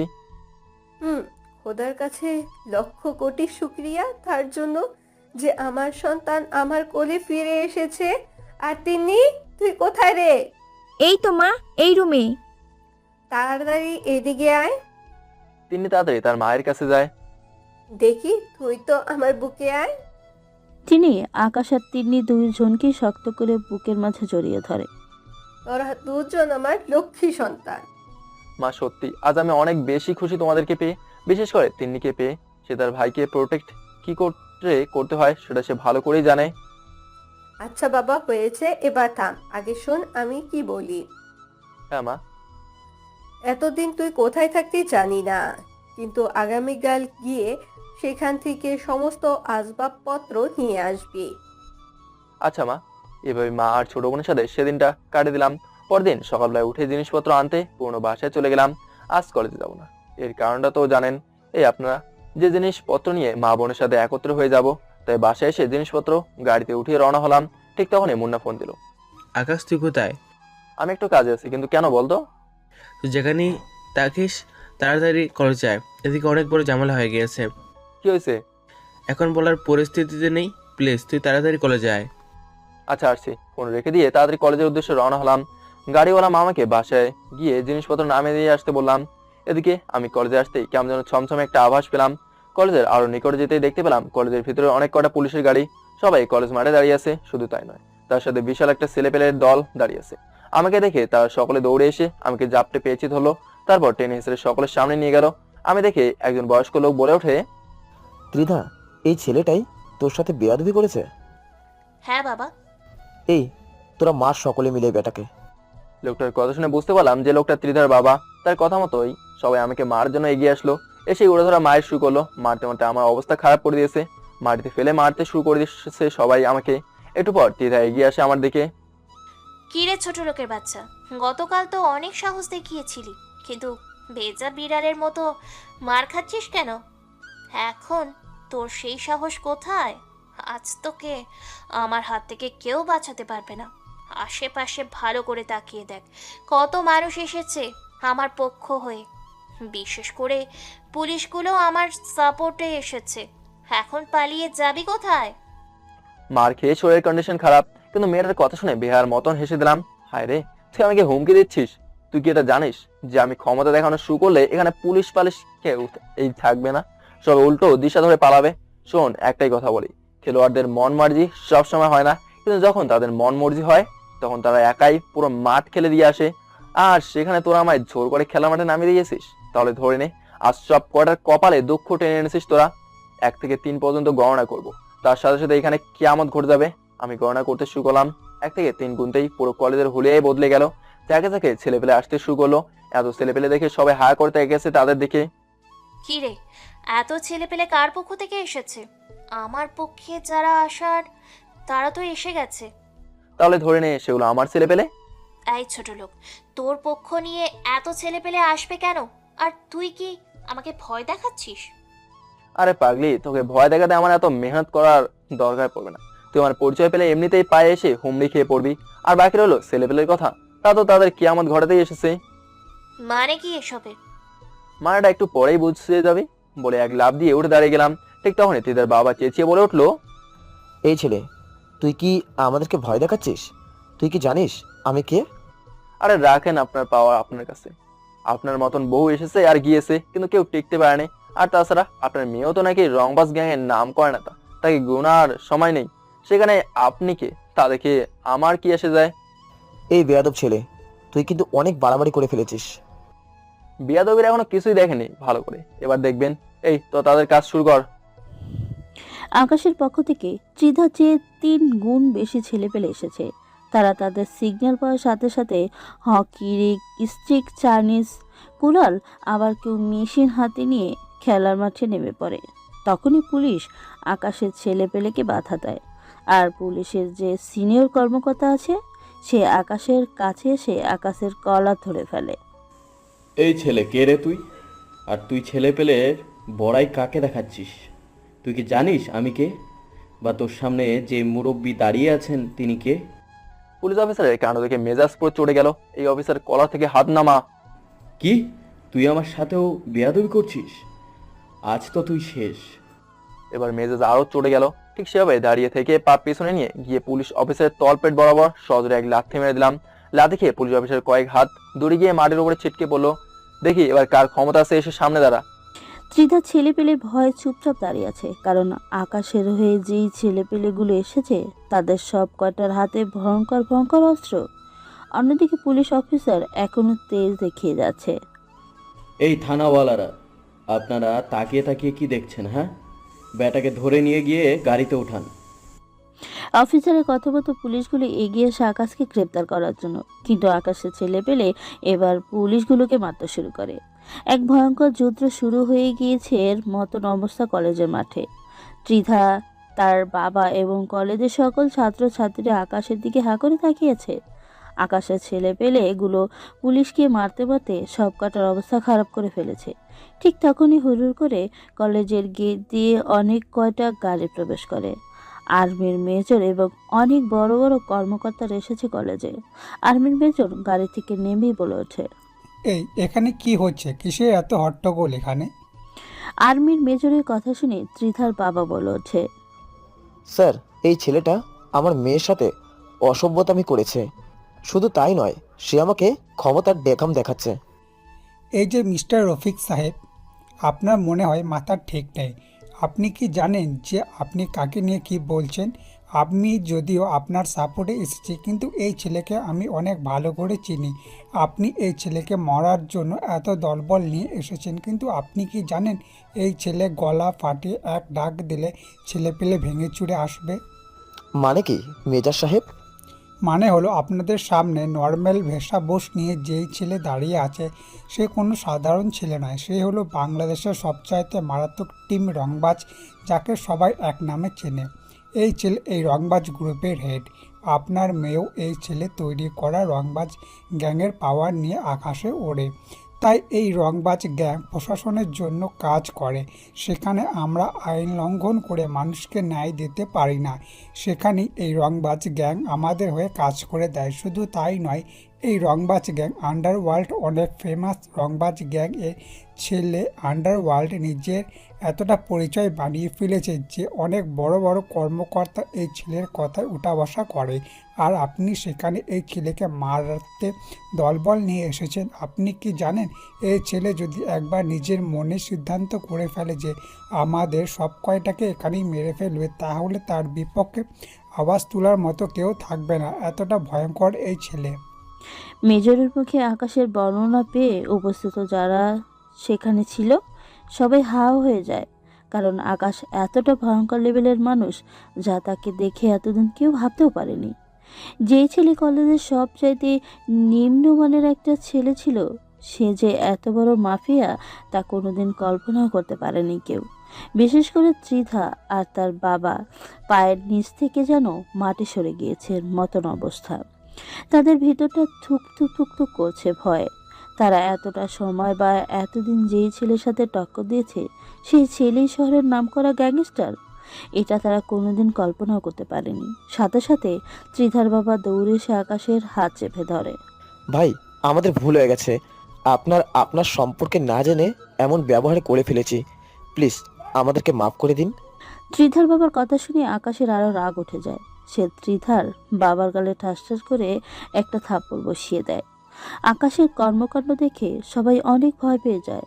সবাই চোখ পাকিয়ে আকাশের দিকে তাকিয়েছে। তারা যেন নিজের চোখের সামনে কোনো ভয়ঙ্কর হায়নাকে দেখে ফেলেছে। তোর মাফের গুষ্টি মারি, তোরা পাওয়ারের অপব্যবহার কেন করিস? চাউনারের বাচ্চা, একবার না দুইবার না, তোর মেয়ে অনেক কয়বার আমার উপরে প্রহার করছে, কিন্তু আমি কোনো প্রতিবাদই করিনি। আর আজ তো পুরো 14 গোষ্ঠী নিয়ে এসেছে। আজ তোদের মাফ নাই, আজ তোদের জন্মের শিক্ষা দিয়ে ছাড়বো আমি। আকাশের হাতে থাপ্পড় খেয়ে ত্রিধার বাবা চুপচাপ দাঁড়িয়ে আছে। আর আকাশ ত্রিধার দিকে এগিয়ে যায়। তারপর তার চুলের মুঠি ধরে ত্রিধার গালের মধ্যে কষে কয়েকটা থাপ্পড় লাগিয়ে দেয়। কিরে, এখন তোর ক্ষমতা কোথায় রে? দলবল নিয়ে না আসেছিস তো? দেখিস সাহস থাকলে একটা ফুলের টোকা লাগিয়ে দেখা আমার গায়ে। আকাশ, আমার ভুল হয়ে গেছে। আমি তোমার সম্পর্কে না জেনে অমনটা করেছি। দিদার কথা শুনে রাগের মাত্রা এবার নিজের কন্ট্রোল ছাড়িয়ে গেল। আবার কয়েকটা কোষে লাগিয়ে দিলাম। এই জানোয়ার, সম্পর্ক জানা নিয়ে কি আসে যায় রে? হ্যাঁ, তোরা কি নিজেকে ছাড়া অন্য কাউকে মানুষ মনে করিস না? না বাপের টাকায় ফুটানিগিরি করিস দেখে বাকি মানুষদের মানুষ বলে মনে হয় না? কোনটা? আকাশ, তেমন কোনো কিছুই নয়। তাহলে কি? হ্যাঁ, এত অহংকার কিসের তোদের? আমার যে সম্পত্তি আছে তার সামনে তোর বাবার সম্পত্তি আমার প্রস্তাবের বরাবর। তাহলে কিসের জন্য তোদের এত গরিমা? আকাশ, সত্যি আমি লজ্জিত। তোর কাছে লজ্জা শরম বলতে কিছু আছে নাকি রে জানোয়ার? আমার পবিত্র ভালোবাসাটাকে গেম বানিয়ে দিলি, আমার নীরবতাকে তোরা দুর্বল ভেবে নিজের শক্তি প্রয়োগ করলে আমার উপরে, সর্বশেষে বলছিস লজ্জিত। আসলে কি জানিস, তোর মতো মানুষ আর লজ্জার কোনো কিছুই নেই। তোরা মানুষ নামের হিংস্র প্রাণী। যেখানে আমি তোদেরকে চাইলে প্রথম দিনই উপরে পাঠিয়ে দিতে পারতাম, সেখানে তুই একের পর এক ভাবে আমাকে অত্যাচার করছিস আমার উপর দিয়ে। কই, আমি তো প্রহার করিনি কখনো তোদের উপরে। কিন্তু হ্যাঁ, এইবার করার কারণ হলো তোরা অনেক ওভার করে দিয়েছিস, তাই তোদের মতন 2 টাকার চাকরকে হিসাব নিকাশ বুঝিয়ে দিলাম। আকাশের কথা শুনে ত্রিধা এবং তার বাবা মাথা নুয়ে রেখেছে। আর প্রশাসনিক কর্মকর্তা যারা ছিল তারাও হা করে তাকিয়েছে আকাশের দিকে। আকাশ আজ পুরো ক্ষেপে গিয়েছে। কেউ তার কাছে গিয়ে তাকে শান্ত করার মতো সাহস জোগাতে পারছে না। মেজরের কথার পরে সবাই আকাশকে খুব ভালো করে চিনে ফেলেছে। কলেজের মাঠে এত মানুষ থাকার পরেও জায়গাটা একদম নিশ্চুপ হয়ে গিয়েছে, কারণ মুখে কোনো সাউন্ড নেই। তখনই আকাশ আবার বলে ওঠে, এই বেয়াদব আমার চোখের সামনে থেকে 1 মিনিটের মধ্যেই দূর হবে। অনেক রংবাজি দেখেছিস জীবনে, কিন্তু এটা কখনো ভাবিসনি যে তোর থেকেও দুনিয়াতে অনেক বড় বড় রংবাজরা বেঁচে আছে। তাদের পাল্লায় একবার পড়লে তোর খেল শেষ হয়ে যাবে। ত্রিধা চুপচাপ সেখানেই দাঁড়িয়ে আছে। তার কলিজায় ভয় চুপসে আছে। সে এখন সত্যি উপলব্ধি করতে পারছে যে সে ভুল না হয়তো তার আজকে এই দুর্দিন দেখতে হতো না। রে, তুই এখন আমার চোখের সামনে দাঁড়িয়েছিস কোন সাহসে? এবার কিন্তু পা থেকে জুতা খুলে মারতে শুরু করবো। আকাশের কথা শুনে ত্রিধা তাড়াতাড়ি সেখান থেকে চলে যায়। ত্রিধার সাথে তার বাবা এবং সকল ছেলেপেলেরাই চলে যায়। তখন আস্তে আস্তে আর্মির মেজর আকাশের দিকে এগিয়ে আসে। আকাশ ভাই প্লিজ আর রাগ করিয়েন না, ওরা না জেনে আপনার সাথে এমন বেয়াদবটা করে ফেলেছে। আর যদি আপনার সম্পর্কে জানতো তাহলে হয়তো সেই দুঃসাহস কোনোদিন ও করতো না। রাগটা এত পরিমাণে উঠে আছে যে সহ্য করতে না পেরে চোখ দিয়ে পানি বের হয়ে গেল।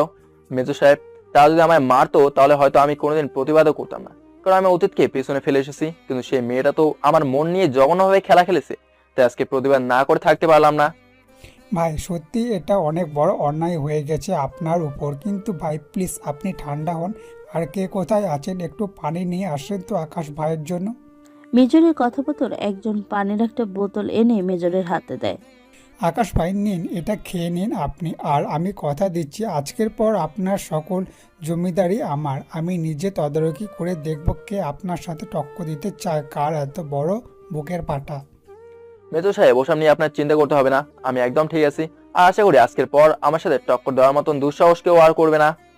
আচ্ছা ভাই আপনার যেমন ইচ্ছা হয় তেমনই করুন।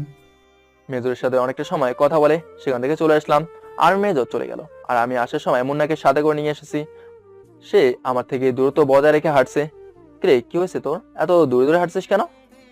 আকাশ, তোর সাথে তোকে এতদিনও চিনতে পারলাম না। আর তার চাইতে বড় কথা হলো, তুই অনেক বড় মাপের একজন মানুষ, তাই তোর থেকে দূরত্ব বজায় রেখেছি। কি, তোর থাপড় খেতে ইচ্ছে হয়েছে মনে হয়? বোনদের মধ্যে বড় ছোট হয় না, সেটা কি তুই জানিস না?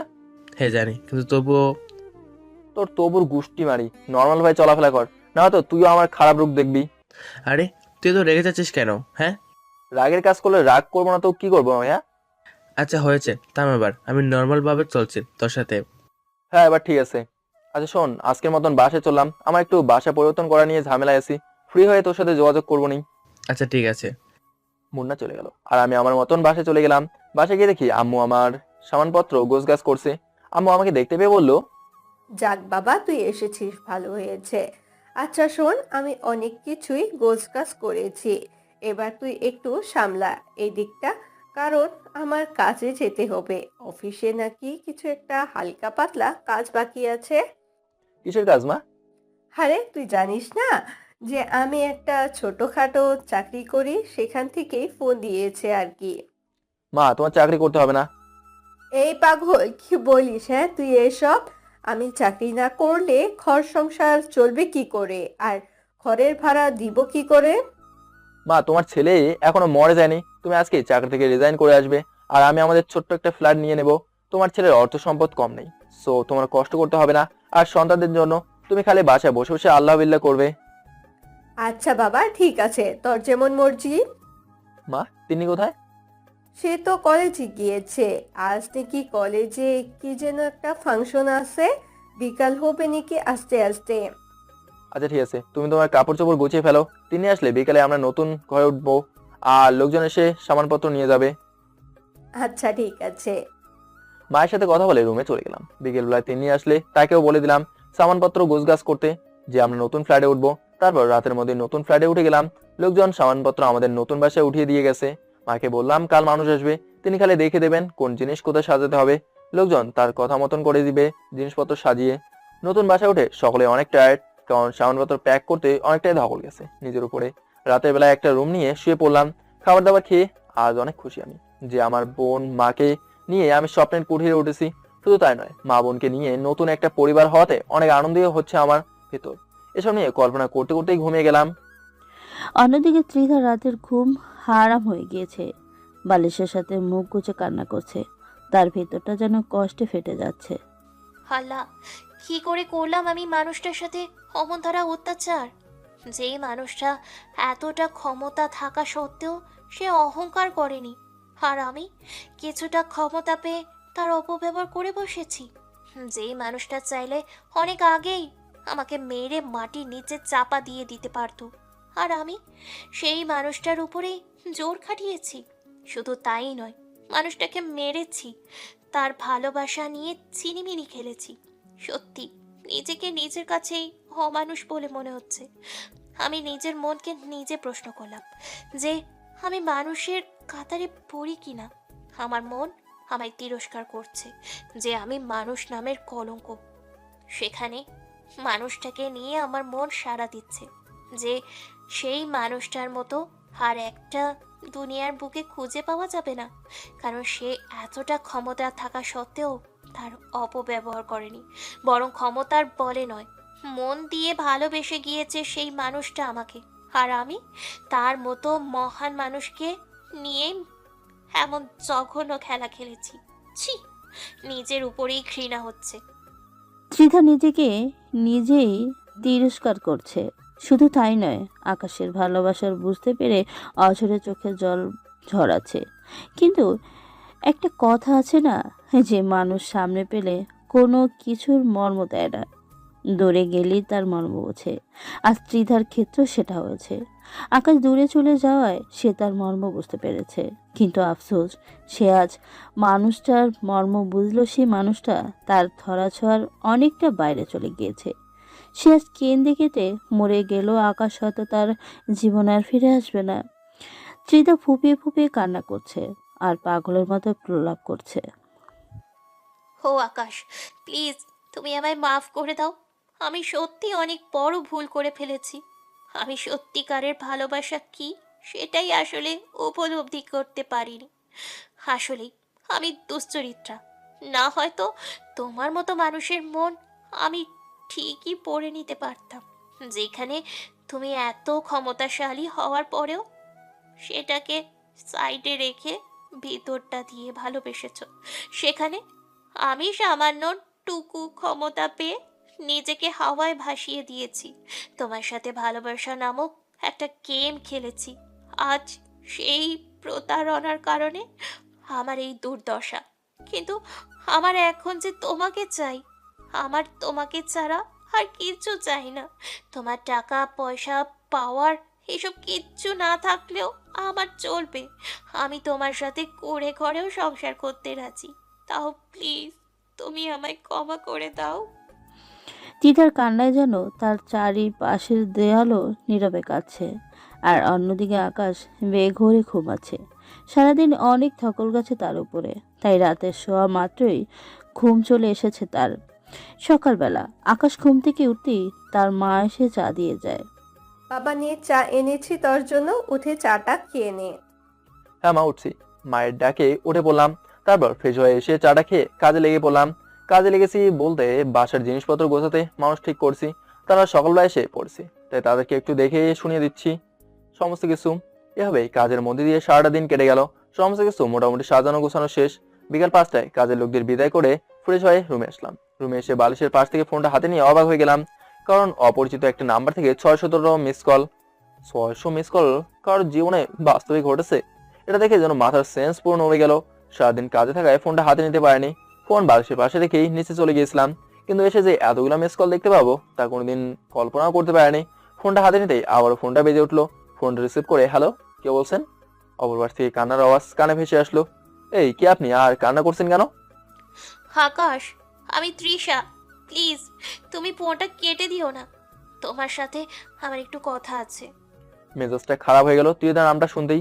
এই যে আপনি আবার আমায় ফোন দিয়েছেন, কোন কারণে? আমি না আপনার ফোন নাম্বার ব্লক করে দিয়েছি, সো ভিন্ন নাম্বার দিয়ে এতগুলো ফোন করার কারণ কি?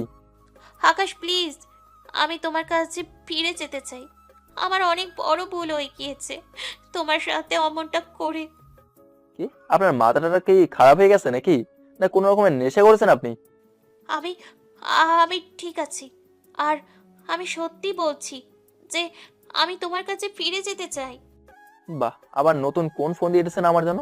আপনি না গতকালই আমায় মারার জন্য অনেক লোকজন ছেলেপেলে নিয়ে এসেছেন, কিন্তু আজ কি করে চাকা উল্টো ঘুরে গেল?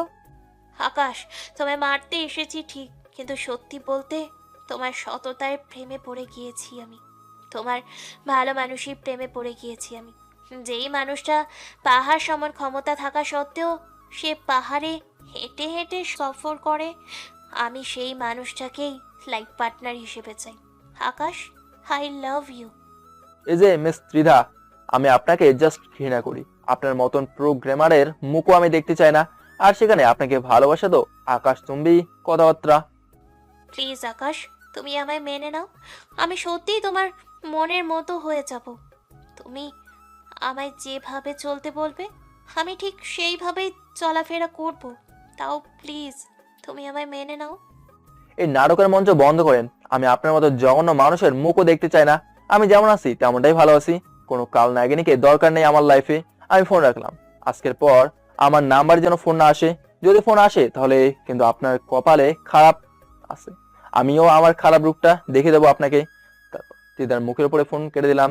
রাগে শরীর ফেটে যাচ্ছে আমার। ভেবেছিলাম হয়তো কেউ কোনো দরকারের জন্য এতটা ফোন করছে, কিন্তু এখন তো দেখি নাটকওয়ালি ফোন দিয়েছে। এখন কেন রে চোখের জল ফলাচ্ছিস? তখন কইছিল তোর সেই ভালোবাসা, যখন আমিও কেঁদেছিলাম। খোদা নিজের হাতেই বিচার করেছে তোর। এসব নিয়ে ভাবছিলাম, তখন আম্মু এসে ডাক দিল। বাবা, একটা কথা বলতাম তোকে। হ্যাঁ মা, বলো।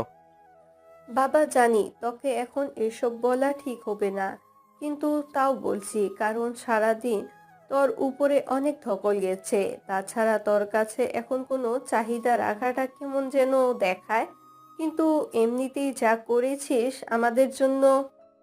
আমার কি হয়েছে বলবে তো নাকি?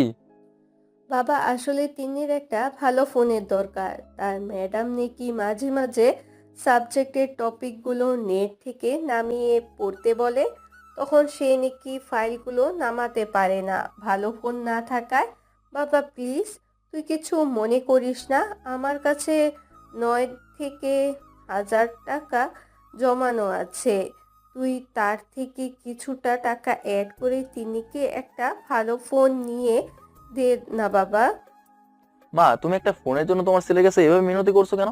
তোমার ছেলের কোনো কিছুতে তো কমতি দেয়নি আল্লাহ, তাহলে তারপরেও কেন এভাবে মিনতি করছো তুমি? আমি কি তোমার ছেলে নই?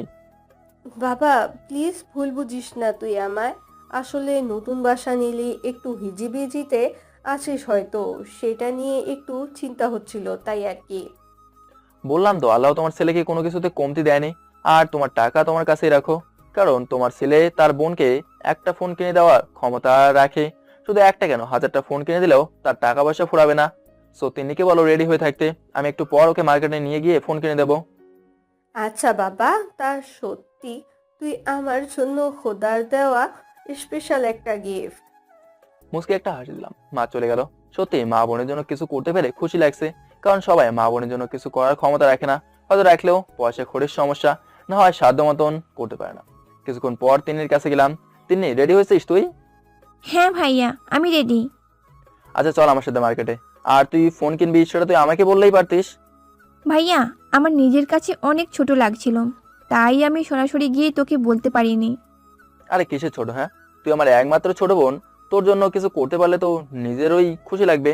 আর সেখানে তুই নিজেকে গুটিয়ে রেখেছিস। আচ্ছা শোন, সামনে থেকে কোনো দরকার হলে আমাকে সবার আগে জানাবি। আচ্ছা ভাইয়া। তিন্নিকে নিয়ে মার্কেটে চলে গেলাম। তিন্নি, দেখতো কি ফোন চয়েস হয় তোর। ভাইয়া তুই চয়েস করে দে আমায় কম দামের মধ্যে একটা। এ মেয়ে, কম দামের মধ্যে চয়েস করবো মানে কি? হ্যাঁ, তুই কি টাকা পয়সা নিয়ে চিন্তা করছিস মনে হয়? না ভাইয়া, আমার ততটা ভালো ফোন লাগবে না, আমার আপাতত কাজ সারার মতো একটা হলেই চলবে। একটা থাপ্পড় লাগাবো তোকে। ভালো দেখে একটা ফোন চয়েস কর। ফোন মানুষ হাজারবার কিনে নাকি? একটা ভালো দেখে নিলেই তো হয়। ভাইয়া তাও লাগবে না। তোর না লাগলেও আমার লাগবে। দেখি দাঁড়া, আমি দেখছি তোর জন্য ফোন। তিন্নির জন্য ভালো একটা আইফোন নিলাম, যেটা লেটেস্ট ভার্সন। তিন্নি আমাদেরকে হায়ার করে তাকিয়ে আছে। ভাইয়া সত্যি তুই আসলে দুনিয়ার সব চাইতে সেরা একটা ভাই আমার। হয়েছে, চল এবার রেস্টুরেন্টে যাবো। ফোন তো তোকে আমি কিনে দিয়েছি, কিন্তু এবার তুই আমাকে ট্রিট দিবি। আচ্ছা ভাইয়া, চল ট্রিট দেবো তোকে, আমার কাছে 1000 টাকা আছে। তারপর রেস্টুরেন্টে গিয়ে দুজনে জমিয়ে খেলাম। তারপর একটা প্যাকেট মায়ের জন্য নিয়ে নিলাম। পরে সোজা বাসার উদ্দেশ্যে রওনা হয়েছি। তিন্নিকে নিয়ে খাবারের পেমেন্ট তিন্নিই করছে।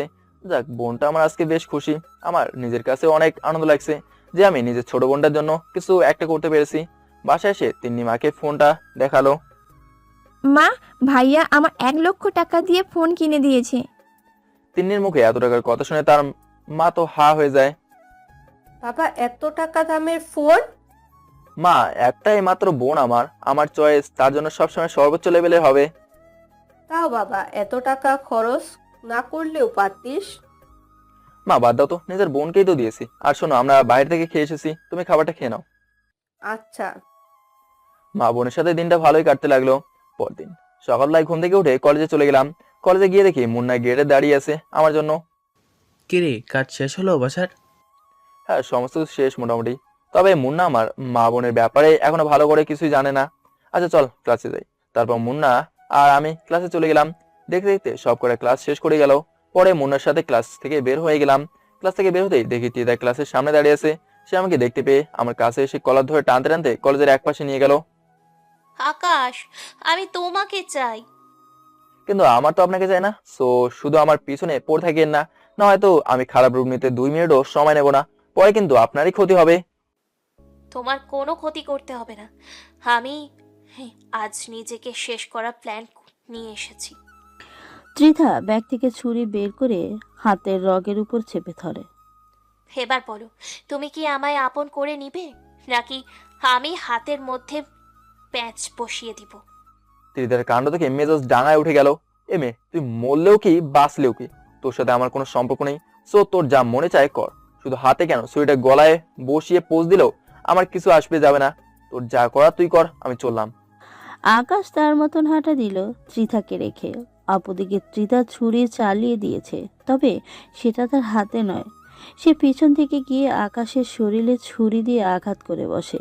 সাথে সাথে আকাশের শরীর ক্ষত হয়ে যায় আর সেখান থেকে চিরচির করে রক্ত শুরু করে পড়তে।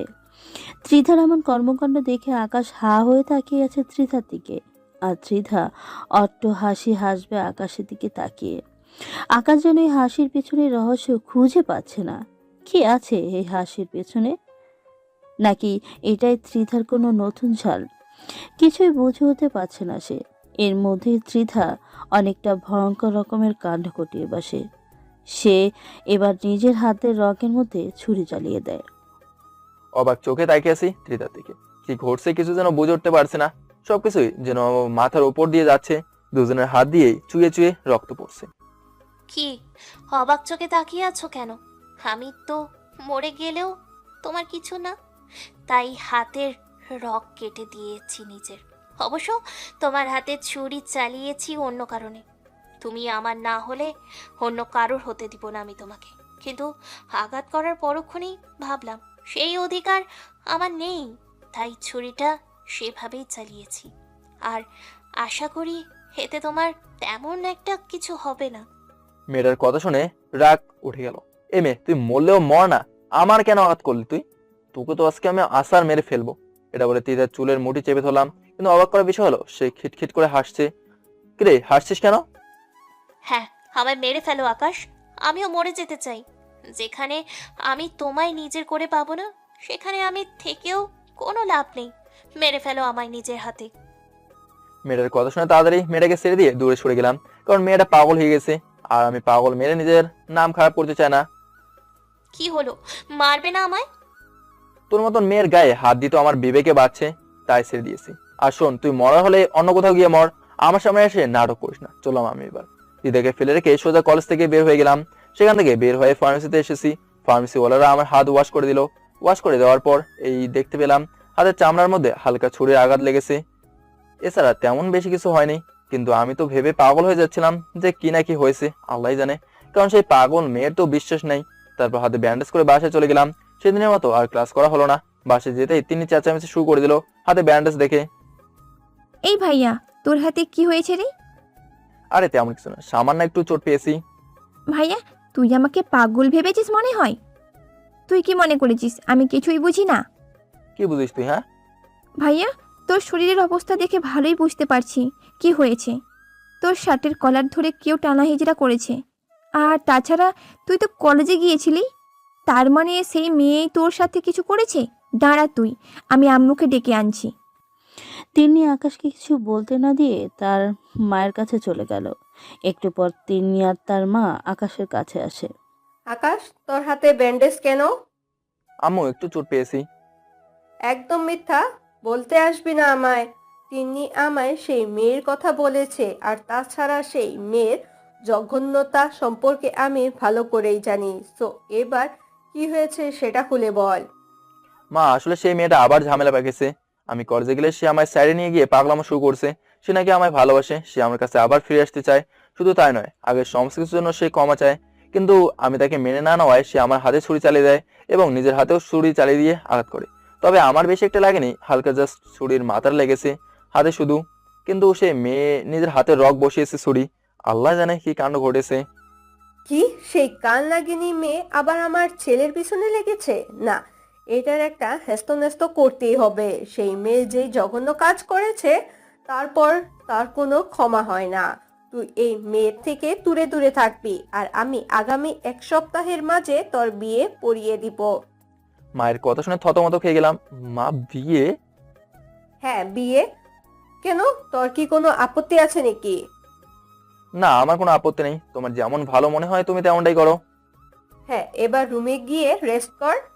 আচ্ছা। তারপর রুমে চলে এলাম। এভাবে দেখতে দেখতে 2 দিন কেটে গেল। আগামী 1 সপ্তাহ, বিয়ে হওয়ার আগ পর্যন্ত কলেজে যাব না আমি। এর মাঝে মুন্না ফোন দেয়, তাকে সোজাসুজি বাসার ঠিকানা দেই, কারণ এবার তাকে সবটা বলা উচিত। মুন্না কিছুক্ষণের মাঝেই চলে আসবে হয়তো। সে রওনা হয়ে গিয়েছে। কিছুক্ষণ পর সে বাসায় আসে। কিরে, এটা কার বাসা? আমার বাসা। মানে কি আকাশ, এত বড় বাড়ি? মানে এটা বুঝলাম না। তারপর মুন্নাকে সমস্তটা খুলে বললাম। সত্যি বলছিস কি আকাশ, যে তুই তোর মা বোনকে ফিরে পেয়েছিস? হ্যাঁ। আমার অনেক খুশি লাগছে রে, বিশ্বাস কর। আচ্ছা দাঁড়া, তোকে মায়ের সাথে পরিচয় করে দেই। তারপর আম্মুকে ডেকে মুন্নার সাথে পরিচয় করে দিলাম। পরে আম্মু মুন্নার সাথে কথা বলে রান্না সামলাতে চলে গেল। যাক, আল্লাহ তোর দিকে মুখ ফিরে তাকিয়েছে। তুই এখন পুরোপুরি এতিম না। তুই হয়তো খুশি, কিন্তু এদিকে আম্মু 12টা বাজিয়ে দিচ্ছে আমার। মানে কি? ত্রিদা সেদিন আমার সাথে এমন আচরণ করছে। ত্রিদার সাথে ঘটে যাওয়া বিষয়ে সমস্তটা বললাম। এসব আম্মু শুনে আমায় বিয়ে দেবে বলে উঠে পড়ে লেগেছে। আগামী 1 সপ্তাহের মাঝে আম্মু আমার বিয়ে করিয়ে দেবে। কি, আন্টি কি পাগল হয়ে গেছে নাকি? সে আমি জানি না, কিন্তু আম্মু মনে হয় সত্যি আমার বিয়ে দিয়ে তারপর শান্ত হবে। কিন্তু আকাশ, আমি তো শুনলাম তুই তো হসপিটালে অ্যাডমিট। সে নাকি নিজের উপরে অনেক টর্চার করেছে। এদিকে তুই বিয়ে করেছিস মানে কি? মরে হলেও যাওক, সে মরে গেলে আমার কিচ্ছু আসবে যাবে না, কারণ সে একটা গেমার। সে ভালোবাসা নামক ভয়ঙ্কর একটা গেম খেলেছে আমার সাথে, যার কারণে তার উপর থেকে সমস্ত ভালোবাসা মরে গিয়েছে আমার। সো আমি ইচ্ছায় বলতে পারিস, অনিচ্ছায়ও বলতে পারিস, আম্মুর ঠিক করা মেয়েকেই আমি বিয়ে করে ফেলবো। ঠিক আছে, যেমনটা ভালো মনে করিস তুই। আচ্ছা বাদ দে এখন ওসব কথা, বল কিরকম যাচ্ছে তোর দিনকাল? এই তো চলছে, তোর? হ্যাঁ, আমারও কোনো রকম চলছে। সেদিন অনেকটা সময় মুন্না আর আমি আড্ডা দিলাম। মুন্নাও সেদিন কলেজে যায়নি, আমার বাসা থেকে দুপুরের খাবার খেয়ে এসে চলে যায়। পরদিন আম্মু এসে বলে, আকাশ, আমি মেয়ে দেখে এসেছি। এই নে মেয়ের ঠিকানা। তুই একদিনের মধ্যে সময় করে মেয়ের সাথে পার্সোনালি আলাপ করে আসিস। মেয়ে আমার পরিচিত এক খালার আছেন, তিনার নাতনি হয় সম্পর্কে। মা আমার মেয়ে দেখার কোনো প্রয়োজন নেই, তুমি দেখেছো তাতেই আমার হয়েছে। আমি তোমার দেখা মেয়েকেই চোখ বুঝেই বিয়ে করে নেবো, কারণ তুমি কখনো আমার জন্য খারাপ মেয়ে চয়েস করবে না।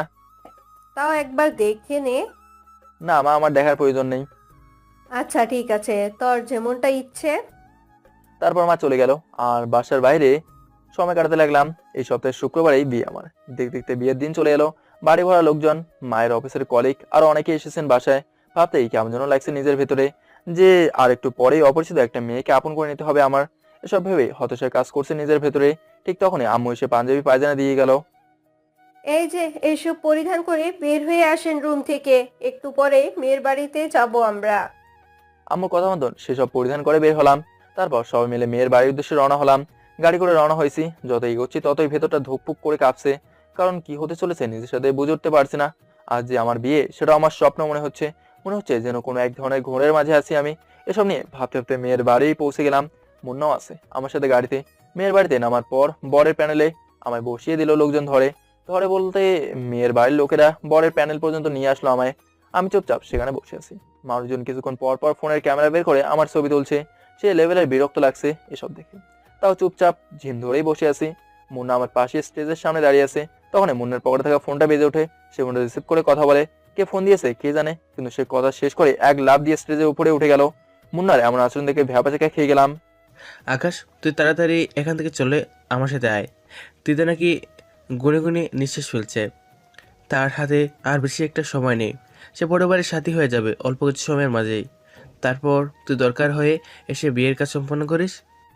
মুন্নার কথা শুনে কলিজারা ধূপ করে কেঁপে উঠলো। সাথে সাথে বসা থেকে দাঁড়িয়ে গেলাম। কি বলছিস কি মুন্না তুই এসব? হ্যাঁ সত্যি বলছি, দিদার এই অল্প সময়ের মাঝে দুনিয়া ছেড়ে পরবারে চলে যাবে। সে নিজেকে আজরাইলের হাতে তুলে দিয়েছে। যে কোনো সময় আজরাইল তার প্রাণ বোমরা নিয়ে চলে যাবে। মুন্নার কথা শুনে নিজেকে আর শান্ত করে রাখতে পারলাম না।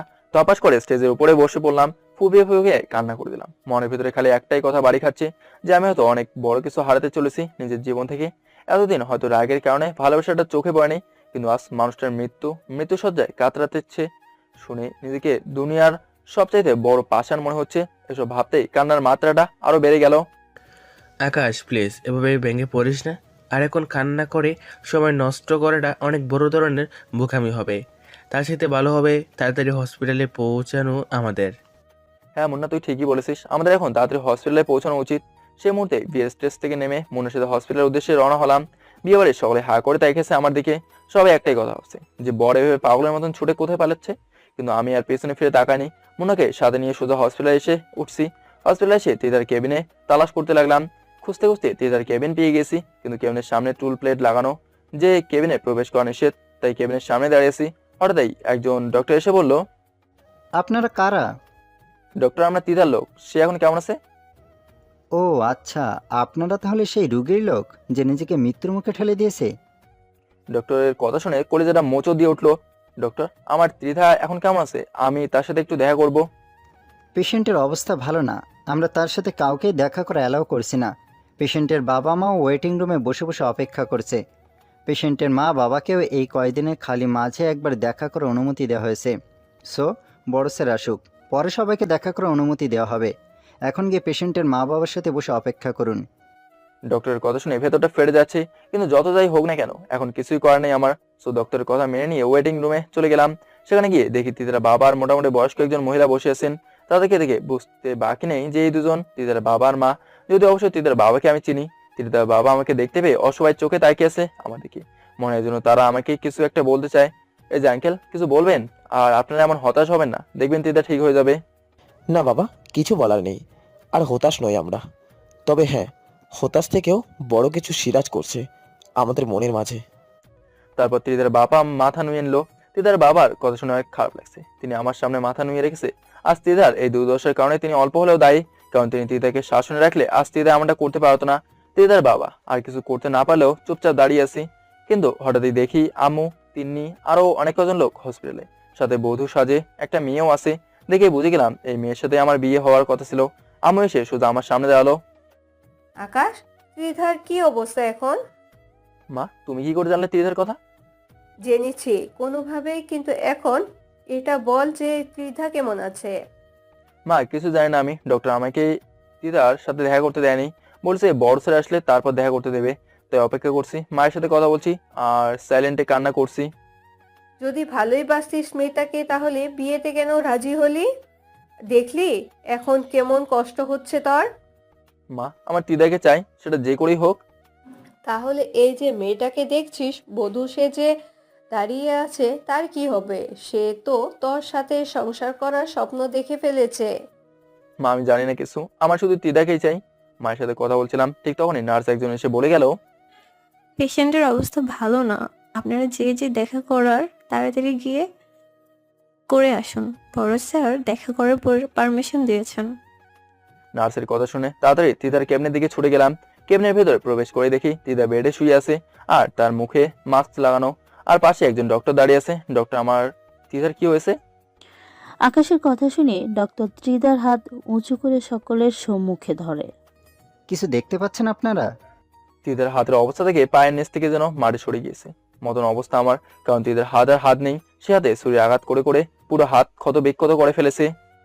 দেখুন হাতের অবস্থা একবার। পেশেন্ট নিজের হাতে এত পরিমাণ ছুরি দিয়ে আঘাত করেছে যে তার হাতের সমস্ত রগ সেই আঘাতে কেটে গিয়েছে, আর অতিমাত্রায় রক্তক্ষরণ হয়েছে পেশেন্টের। শুধু তাই নয়, পেশেন্ট তার শরীরের আরও অনেক কয় জায়গায় ছুরি দিয়ে আঘাত করেছে, যার ফলে তার কন্ডিশন এখন অনেকটা ভয়াবহ। আমরা আমাদের যথাসাধ্য চেষ্টা করেছি, কিন্তু তার কন্ডিশন এতটা বিভৎস যে তাকে বাঁচানো এখন আমাদের ক্ষমতার বাইরে। সো মাফ করবেন আমাদেরকে। আর পেশেন্টের জ্ঞান ফিরে এসেছে, আপনারা সবাই শেষ দেখা করে ফেলুন। ডক্টরের কথা শুনে আমাকে শক্ত করে জড়িয়ে ধরে সকলের সামনে কান্না শুরু করে দিলাম। মা, আমার ত্রিদাকে চাই। বাবা প্লিজ কান্না করিস না, সব ঠিক হয়ে যাবে বাবা। মা, আমার ত্রিদাকে চাই, তোমরা ওকে ঠিক করে দাও।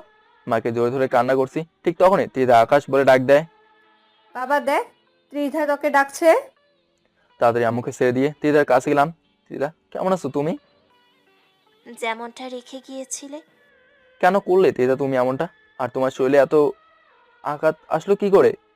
কারণ আমি যে দুনিয়ায় সব চাইতে নিকৃষ্ট মানুষ, কারণ আমি তোমার সাথে ভালোবাসা নামক একটা গেম খেলেছি। আমি জানি আমার ভুলের ক্ষমা হয় না, কিন্তু তবুও তোমার দুয়ারে গিয়েছিলাম শেষ একটা আশা নিয়ে যে তুমি আমায় মাফ করে দিবে। কিন্তু আমি জানতাম না যে আমার কপালে মাফ নেই।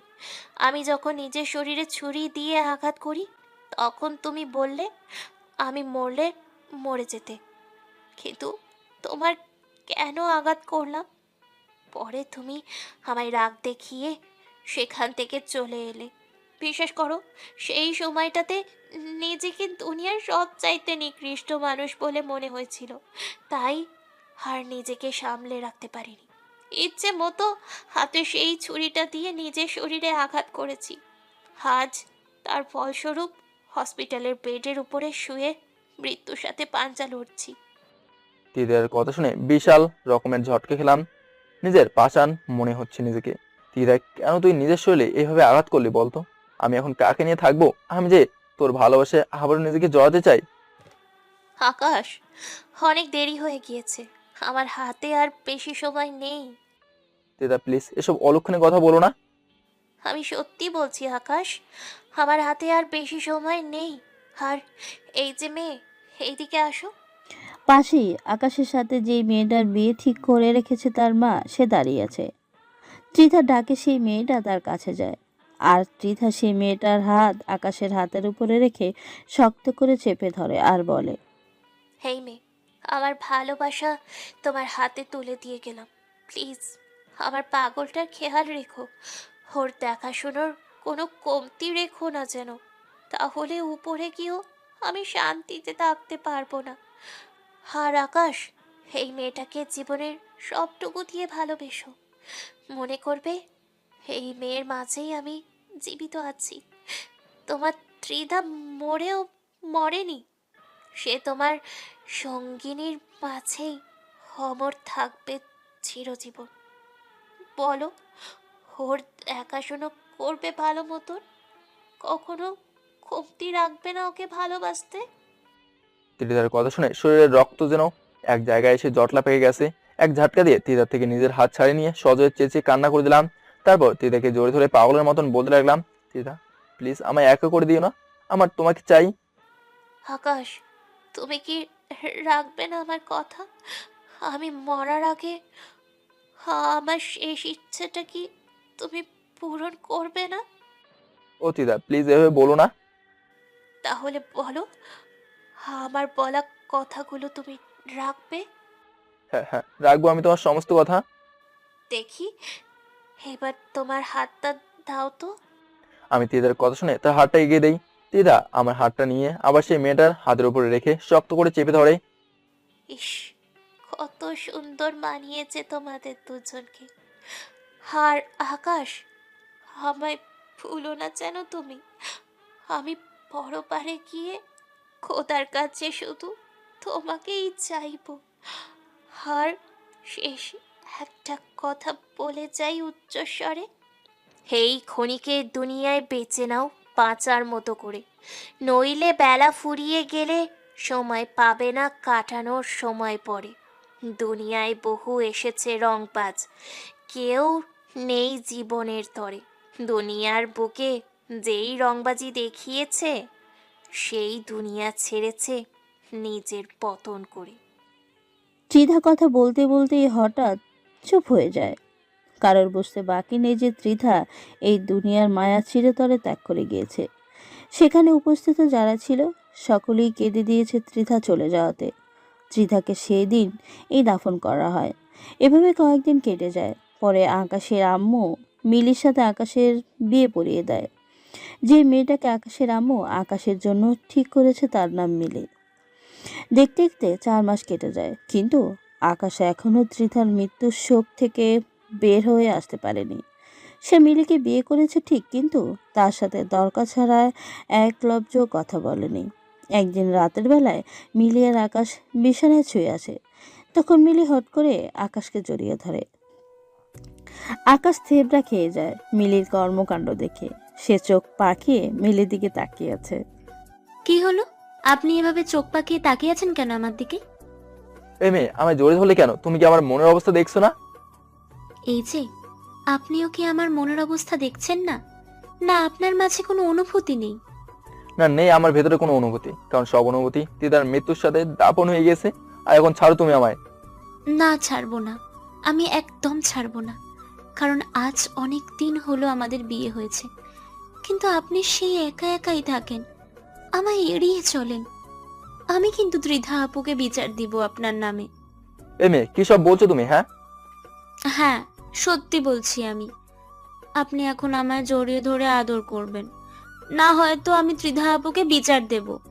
এই না না আমি তোমায় জড়িয়ে ধরছি। হ্যাঁ, শুধু জড়িয়ে ধরলেই হবে না, আমাকে আদরও করতে হবে। কারণ ত্রিধা আপু বলে গেছে সে আমার মাঝে জীবিত থাকবে। আর আজকে আমি না, ত্রিধা আপুর আদর চাই। মিলির মুখে ত্রিধার কথা শুনে ভেতরটা খুশিতে ভরে উঠলো। আচ্ছা মিলি, তোমার যা চাই আমি দেবো, তাই দেবো, কিন্তু একটা শর্তে। কি শর্ত? তুমি একাই আমার ত্রিধা হবে, তাহলে আমার দুনিয়ার সমস্ত সুখ আমি তোমায় বিলিয়ে দেবো। হবে তো। আপনি যেমনটা চাইবেন আমি ঠিক তেমন করেই হব, একদম আপনার মনের মতো। মেয়েটার কথা শুনে নিজেকে আর কন্ট্রোল রাখতে পারলাম না। আজ 4 মাস মেয়েটাকে ইগনোর করে চলেছি, কিন্তু সে এখন আমার দ্বিধা হয়ে আমার সাথে সারা জীবন থাকবে। তাই আর দূরে রাখতে পারলাম না মেয়েটাকে। শক্ত করে জড়িয়ে নিজের বাহুডোরে আবদ্ধ করে নিয়েছি মিলিকে। সরি, মিলি নয়, সে তো এখন থেকে আমার দ্বিধা। তাকে জড়িয়ে ধরে তার কপালে গালে অনেক কটা চুমুকে দিলাম। সে আমার ঠোঁটের উষ্ণতা পেয়ে আরো শক্ত করে আমার বুকের মধ্যে গুজে বসলো। মেয়েটার বাচ্চা দেখে ভেতরে খুশির জোয়ার বইছে। এবার আর নিজেকে গুটিয়ে রাখতে পারলাম না, মেয়েটার ঠোঁটের কাছে এগিয়ে গিয়ে ডুবে দিলাম নিজের ঠোঁট জোড়া। আজ আমি আমার তীদাকে আদর করব, একদম নিজের সবটুকু দিয়ে তাকে আমি আপন করে নেব। মেয়েটাও দেখি খুশিতে আত্মহারা হয়ে গিয়েছে আমার আচরণে। কিন্তু হুট করে মিলে আমার ঠোঁটে কামড় দিয়ে বসলো। এটা কি করলে তুমি? আমি করিনি, এটা ত্রিধা আপু করেছে। কে? ত্রিধা আপুই তো কামড়েছে। বাপরে বাপ, কত রংবাজ তুমি! নিজেকে কামড়ে তীদাকে ফাঁসি দিতে পারে? এ তো দেখি রংবাজের উপরে রংবাজ। আজ তো তোমায় পেয়েছি বলে আমিও মিলির ঠোঁটে আলতো করে একটা কামড় বসিয়ে দিলাম। আর মিলি নিজেকে দুহাত দিয়ে আমার বুকের মধ্যে খামচি দিয়ে ধরলো। তীদের আচরণে বুঝতে পারলাম আরো ভালোবাসা চাই তার, এটুকুতে তার মন ভরবে না। কি আর করা, আদরের মাত্রাটা আরো বাড়িয়ে দিলাম। পাঠক ভাইরা হাঁ করে কি দেখেন? বাকি সমস্ত কিছু কি আপনাদের সামনে খুলে বলবো নাকি? লজ্জা শরম বলতে কি কোনো কিছু নাই নাকি? ভাগান সবাই।